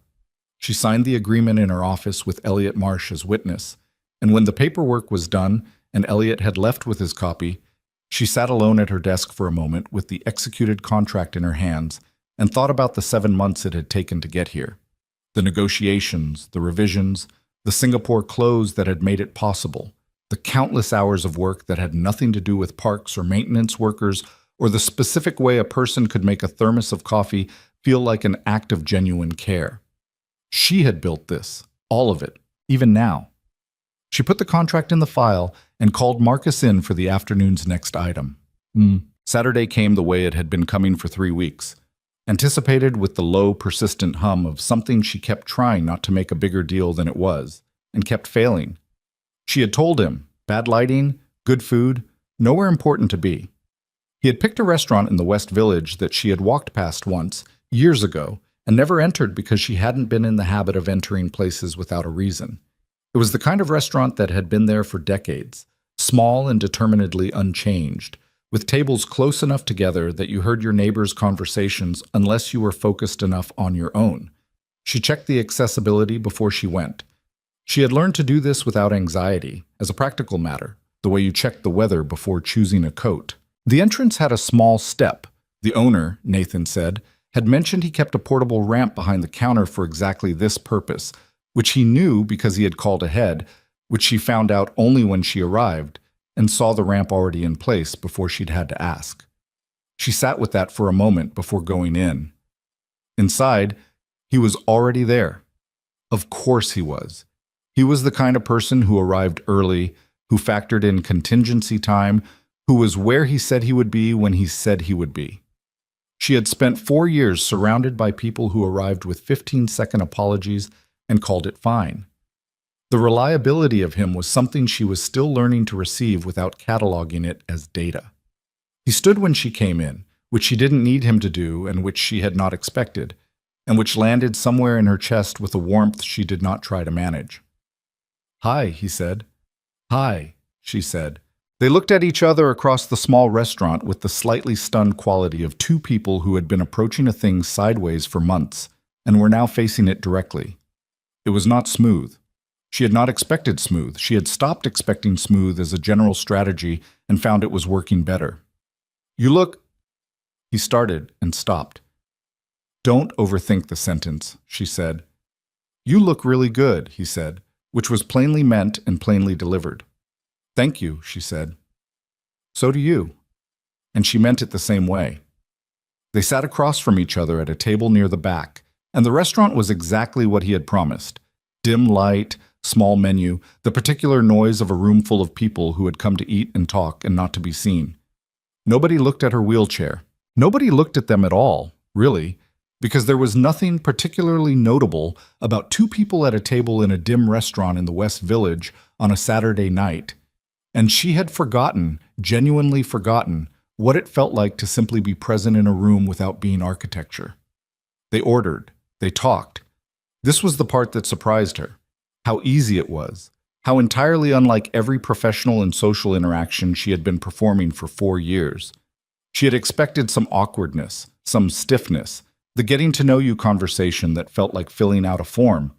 Instead, they talked the way they had talked in the conference room that first afternoon, and in the park, and in the corridor on 22, with the ease of people who had already established something and were now simply giving it room. He told her about Claire. She had known the outline. She'd heard the word wife. She'd felt the shape of it in how he talked about Lily, in the particular quality of his competence with grief. But he told her the specifics now.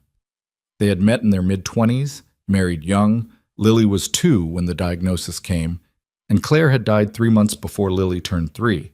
He said it without the performance of grief, without the careful packaging of a story told to prevent the listener from feeling too much. He said it like a fact he had learned to carry, heavy in a way that didn't go away, but familiar enough in its weight that he no longer had to put everything else down to hold it. "She would have liked you," he said. Autumn looked at him. "Why?"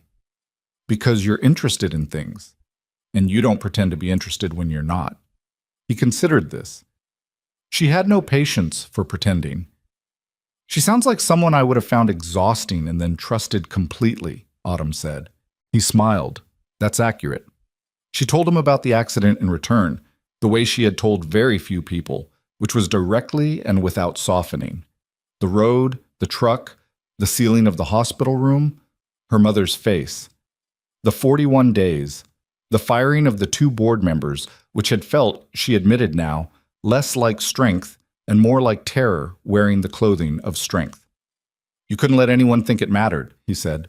"I couldn't let anyone think it had broken anything." "But it did. Something." She held that. "Yes," she said. "But the thing it broke needed to break. I just didn't understand that for a long time." "What did it break?" She was quiet for a moment. The restaurant moved around them. Voices, the clink of glasses, someone at a nearby table laughing at something. The idea that control was safety, she said. I built everything on that idea after the accident, that if I controlled enough variables, nothing else could happen to me. That if I needed nothing, nothing could be taken. But you still needed things. Yes. I just made them very small. She looked at him. You made them larger again, without asking me if that was okay. Would you have said it was okay? No, she said. I would have said it was unnecessary. Yeah, he said. I figured. They ate. The food was good, simple and serious, the kind of cooking that didn't dress itself up. She had a glass of wine and he had one too, and the conversation moved the way conversations moved when two people were past the stage of being careful about what they revealed. He told her about this building, about the years before Orion Tower, about a job he'd had in his early 20s in a commercial complex in the Bronx where he'd accidentally diagnosed a structural issue in a load-bearing wall that the building's architect had missed, and how that was the moment he understood he had a particular kind of attention that not everyone had, the ability to read what wasn't being said, the symptom beneath the symptom. That's how you heard me in the elevator, she said. You weren't just managing the technical problem. No, he said. I was listening for what the technical problem was covering. She looked at him across the table. In the low light, with the noise of the room around them, he looked like what he was. A person who had not had an easy life and had not been made bitter by it, which she had come to understand was not a small thing. Bitterness was easy. It was available to everyone. Choosing not to carry it required something she didn't have a clean word for. Not optimism, which was too passive, not resilience, which was too clinical. Something more like refusal. The same quality she had, expressed differently. Nathan, she said. Yeah. I'm not... She paused. I need you to know that I am not good at this. At whatever this is. She gestured at the space between them. I'm very competent in about 15 specific domains, and this is not one of them. I'm going to be difficult sometimes. I'm going to revert. There are going to be weeks where everything I've learned to let down goes back up because some crisis requires it, and I won't have the bandwidth to be... She searched for the word. Soft. I know, he said. I'm not... Autumn. His voice was patient but direct. I raised a 6-year-old by myself for 3 years. I know what it looks like when someone is doing their best with what they have. I'm not expecting perfect. She looked at him. What are you expecting? Honest, he said simply. That's all. She sat with that. Honest was something she could do. Honest was, in fact, the thing she had always been best at when she wasn't being afraid. Okay, she said. Okay, he said. They split a dessert that was too sweet and very good and completely unphotogenic, and they sat in the restaurant for 2 hours after they'd finished eating, because neither of them suggested leaving, and the staff had enough sense or experience not to pressure them. And when they finally did leave and the night was cold and clear outside, and the city was doing its Saturday night version of itself, loud and lit and full of its own importance, they stood on the sidewalk for a moment in the particular suspension of a night that isn't quite over. He walked her to the car she'd arranged. At the door, they stood in the cold, and he looked at her with the same expression he'd had at the gala, the recognition, the steadiness. That was a good dinner, he said. Yes, she said. It was. He kissed her. It was brief and not dramatic and entirely intentional, the kind of kiss that was an argument against all the reasons something shouldn't happen, made simply and without needing to be large. She felt it the way she felt honest things, directly, without buffer. Saturday, she said when it was done. Saturday, he agreed. She got in the car. He stood on the sidewalk in his coat in the cold until the car moved, and she did not let herself look back because looking back was something she was trying to do less of, as a general principle. She looked back anyway. He was still standing there. December settled over the city the way it always did, heavy and lit and demanding in the way that cities demanded things from their people, extracting energy and attention and replacing it with noise and light and the particular illusion that everything was moving towards something. Nathan walked Lily to school in the mornings, and the cold turned sharp, and Lily started wearing her coat with the rabbit ears on the hood that she was technically getting too old for and wore anyway, with the defiance of a child who had decided what she liked and was not interested in outside opinions. He told Lily about the date the way he handled most things with her. Straightforwardly, without performance, the Monday after. "It went well," he said. They were eating breakfast, cereal, and toast, the particular chaos of a Monday morning in a one-bedroom apartment. Lily looked at him. "Did you kiss her?" Lily. "Dad, did you?" He looked at his cereal. "Yes." She made a face that was the 6.5-year-old version of profound satisfaction. "I knew it," she said. "You didn't know anything." "I moved the ficus and you got the date," she said. "I basically made this happen." He stared at his daughter. "That is not what—" "You're welcome," she said, and went back to her cereal with the serene authority of someone who had made peace with being right. What? The weeks that followed were not a montage. That was the thing about real life that stories sometimes failed at. The transformation was not cinematic, not a sequence of golden-lit moments assembled to prove a point. It was Tuesday mornings, and logistics, and the particular friction of two people with full lives finding the space to be in each other's. There were things that were hard. Autumn's schedule was not built for flexibility, and there were weeks where the only time they saw each other was a brief visit to 42 that lasted 12 minutes and felt like stealing. There were evenings where she texted instead of called because she was in back-to-back meetings until 9 and didn't have the energy for the voice version of herself. There were moments where she could feel herself reverting, the walls going back up, the precision going cold, the part of her that had survived 4 years on controlled distance reaching for the familiar shape of it. He did not panic when this happened. That was the thing she kept noticing. She would go quiet for 2 days and then come back and he would be where she'd left him, not wounded, not performing patience, just genuinely untroubled by the rhythm of her.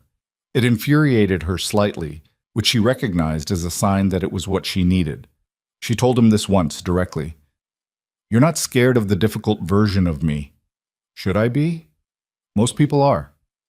"Most people need you to be manageable," he said. "I don't need that." "Why not?" He thought about it.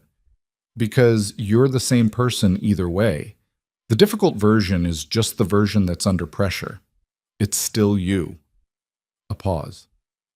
"I know what buildings look like under load. The structure doesn't change, it just shows you where it's actually strong." She sat with that for a long time. Lily's role in all of this was impossible to overstate and also impossible to fully describe because it was not dramatic. It was a series of small, ordinary admissions. It was Lily asking Autumn, on their second Saturday in the park after the gala, whether she knew how to play chess, and Autumn saying she did, and Lily saying she wanted to learn, and Nathan saying he'd get aboard, and the three of them spending an afternoon in Autumn's apartment, the first time she had let anyone into that space in over 2 years, at the coffee table with a chess set, and an instruction booklet that Lily read aloud in the wrong order, while Nathan made tea in a kitchen he didn't know, and Autumn sat on the floor, because the floor was where Lily needed to be, and the floor was where the chessboard was. She thought, sitting on the floor of her own apartment, watching a 6-year-old argue with an instruction booklet. I forgot rooms could feel like this. It was Lily falling asleep on the couch during a movie one Sunday evening in January, genuinely passed out with her head on Autumn's arm, and the particular stillness of that, the weight of a sleeping child, the trust implicit in it, the way Autumn sat completely still for 40 minutes rather than move and wake her, not out of strategy but because she didn't want to. It was Nathan, watching this from across the room, saying nothing, and the look on his face that she chose not to examine too directly, because examining it made her throat close in a way she didn't have a clean category for yet. "She likes you," he said quietly when Lily was finally moved to the bed. "She likes most people who listen to her," Autumn said. "No," he said. "She doesn't, actually. She likes people who mean what they say." A pause. "You always mean what you say." Autumn looked at him across the room. "That's the nicest thing anyone has said to me in years," she said, "which is probably concerning." "Yeah," he said. "We'll work on it." The board situation resolved itself over the course of January and February. the way these things resolved when the financial results were unambiguous. Q4 earnings came in strong. The product launch had performed. The Hendrix partnership had generated 2 additional referral conversations that were moving toward commitment, and the Singapore infrastructure was operational ahead of schedule. The share price recovered its December dip and then exceeded the pre-gala level by mid-February. Diane Cho attended board meetings. She was professional and entirely without warmth toward Autumn, and this was fine. Autumn did not require warmth from Diane Cho. She required the board to function, which it did. The 2 investors who had reduced positions maintained their reduced positions and were replaced over time by others drawn in by the company's momentum. The financial press moved on to the next story. Priya said, in March, "The storm passed." "The storm always passes," Autumn said. "The question is what's standing after." "You are," Priya said. "And your numbers." "And Hendrix." "And Hendrix." Priya was quiet for a moment. "And Nathan, I gather." Autumn looked at her. "Yes," she said. "And Nathan." Priya had the expression of someone who had more to say and had chosen, as a gift, not to say it. "Okay," she said. "Good." Spring came the way spring came in New York, reluctantly and then all at once, the temperature rising in a week and the parks filling back up and the city generating its particular spring energy, which was different from every other season's energy in the way it pushed outward rather than in.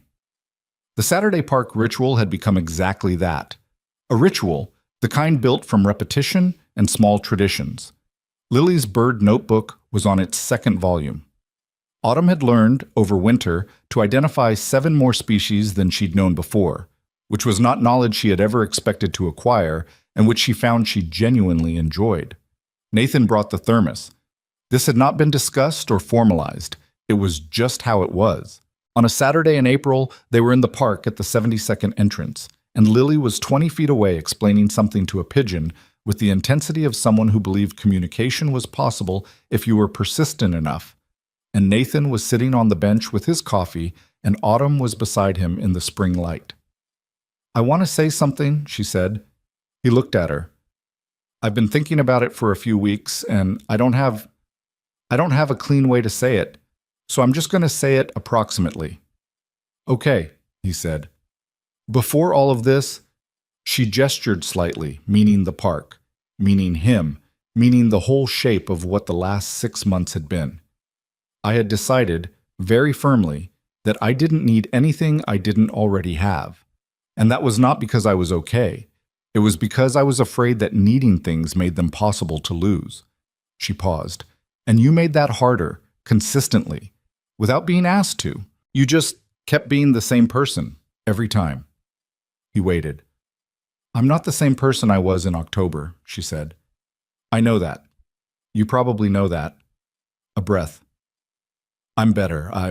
I don't say that easily. I've spent 4 years telling people I was fine, and most of the time it was the professional version of fine, which means functional, but not actually all right."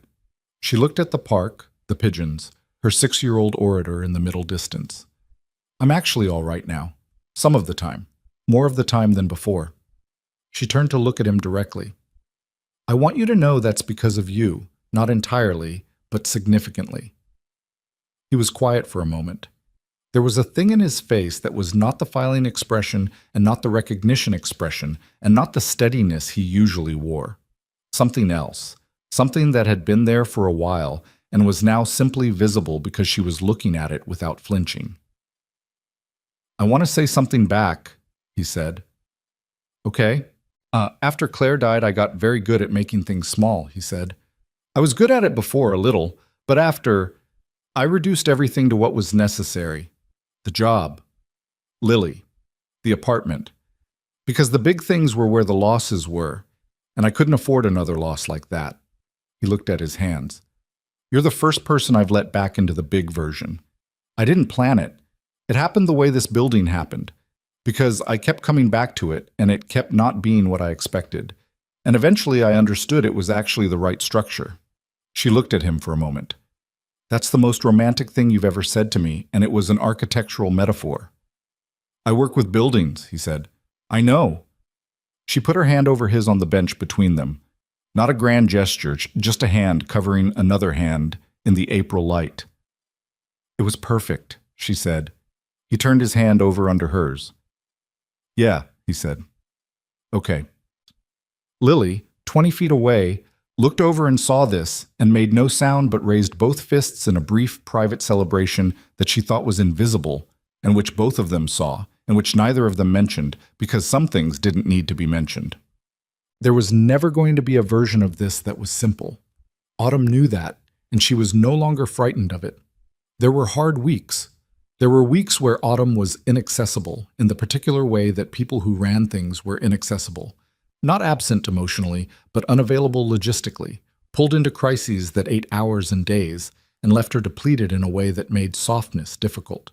Nathan learned the difference between those weeks and the other kind, learned, without being taught, when to be quiet, and when to push through the quiet, and when to just show up with coffee, and not require anything from her. She learned his things too. The way he went inward when he was worried about Lily, slightly quieter, more contained, the maintenance worker's habit of addressing problems internally before surfacing them. The way he still missed Claire in the particular way that didn't diminish with time, that just became part of the architecture of who he was, present in certain moments like a load-bearing thing you didn't see but could feel in the structure. She had learned not to tiptoe around it and not to make more of it than it was, to acknowledge it when it was there and let it be what it was, which was simply love that didn't end when the person did.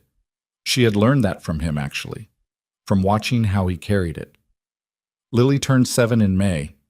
Autumn was there for the birthday dinner, which was at Nathan's apartment, small and loud and not remotely like the catered events she spent half her professional life attending. Lily had requested chicken tacos and a specific grocery store cake with blue frosting, and she got both.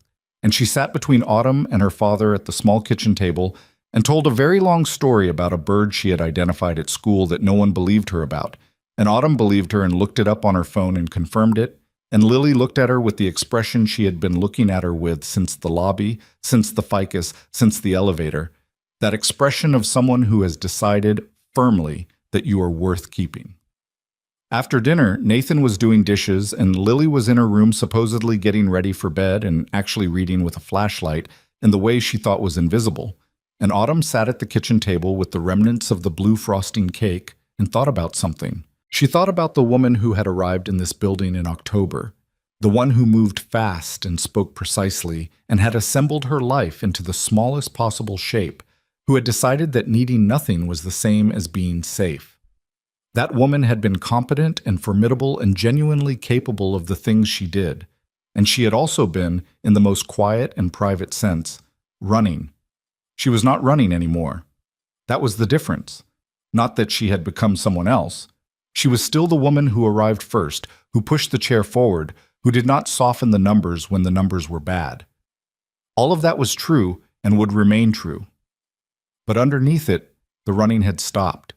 And the stillness underneath, the kind of stillness that wasn't emptiness, but was instead the presence of something real and chosen. That was new. She had not expected it to look like this. A kitchen table in a one-bedroom apartment with chicken taco remnants and blue frosting, and a 6-year-old reading by flashlight 20 feet away. She had not expected, when she set her alarm for 6 and settled into the rigid shape of the life she had made, that the thing which would unmake her carefully constructed solitude would be a maintenance worker who called elevators by their technical specifications and made his own coffee because the cart wasn't worth it.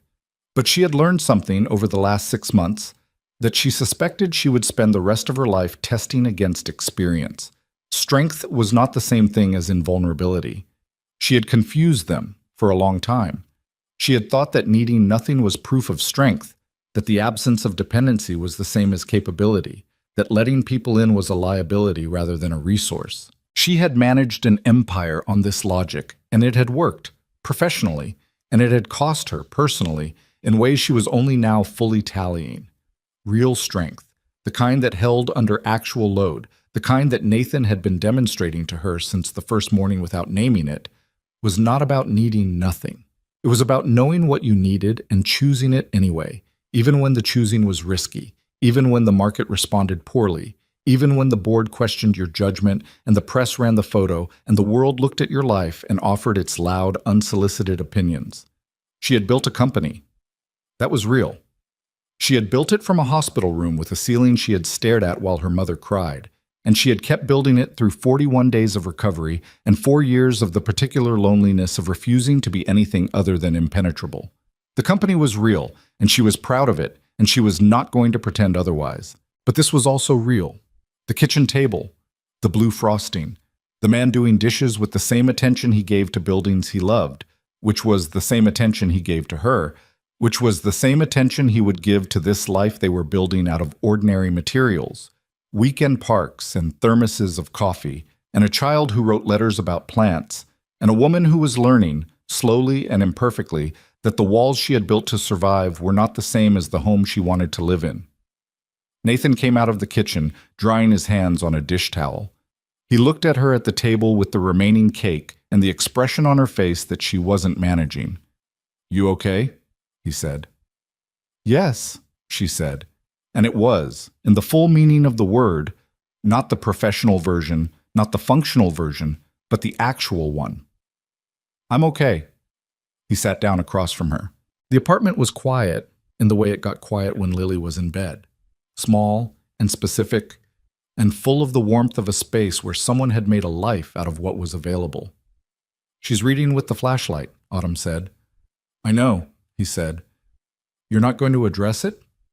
"I'll go address it in 10 minutes, he said. "She gets 1 chapter. Autumn looked at him across the table. The kitchen light was on, yellow and ordinary, and outside the city was doing what it always did, and inside was this: a man with a dish towel and a woman in a wheelchair, and a kid with a flashlight and the particular mess of a birthday dinner, and none of it was what she had planned for herself, and all of it was exactly what she had needed, and she was done pretending those were not the same thing. "Nathan," she said. "Yeah." "Thank you." She said it simply, because simple was what it deserved. "For staying." He looked at her across the table. He didn't perform the response, didn't say of course or always or any of the things people said when they were filling space. He just looked at her with the steadiness that she had come to understand was not detachment, but was, in fact, its opposite. The kind of stillness that only happened when someone had decided that wherever they were was exactly where they meant to be. "Thank you for letting me," he said. Outside, a siren went somewhere in the city. A door closed on another floor. The building breathed the way it breathed at night, systems cycling, load distributing, the deep, quiet competence of a structure doing what it was built to do. Autumn Sinclair had run a billion-dollar company from a wheelchair and taught herself not to need anything, and it had kept her upright for 4 years, and it had not been enough. And that was all right. The things we build to survive us are not always the things we build to live in. She had learned the difference. She was still learning it, and sitting at a small kitchen table in a 1-bedroom apartment with the remains of a blue frosting cake and the sound of a child turning a page somewhere down the hall, that was, for the first time in a long time, enough. It was more than enough. It was everything.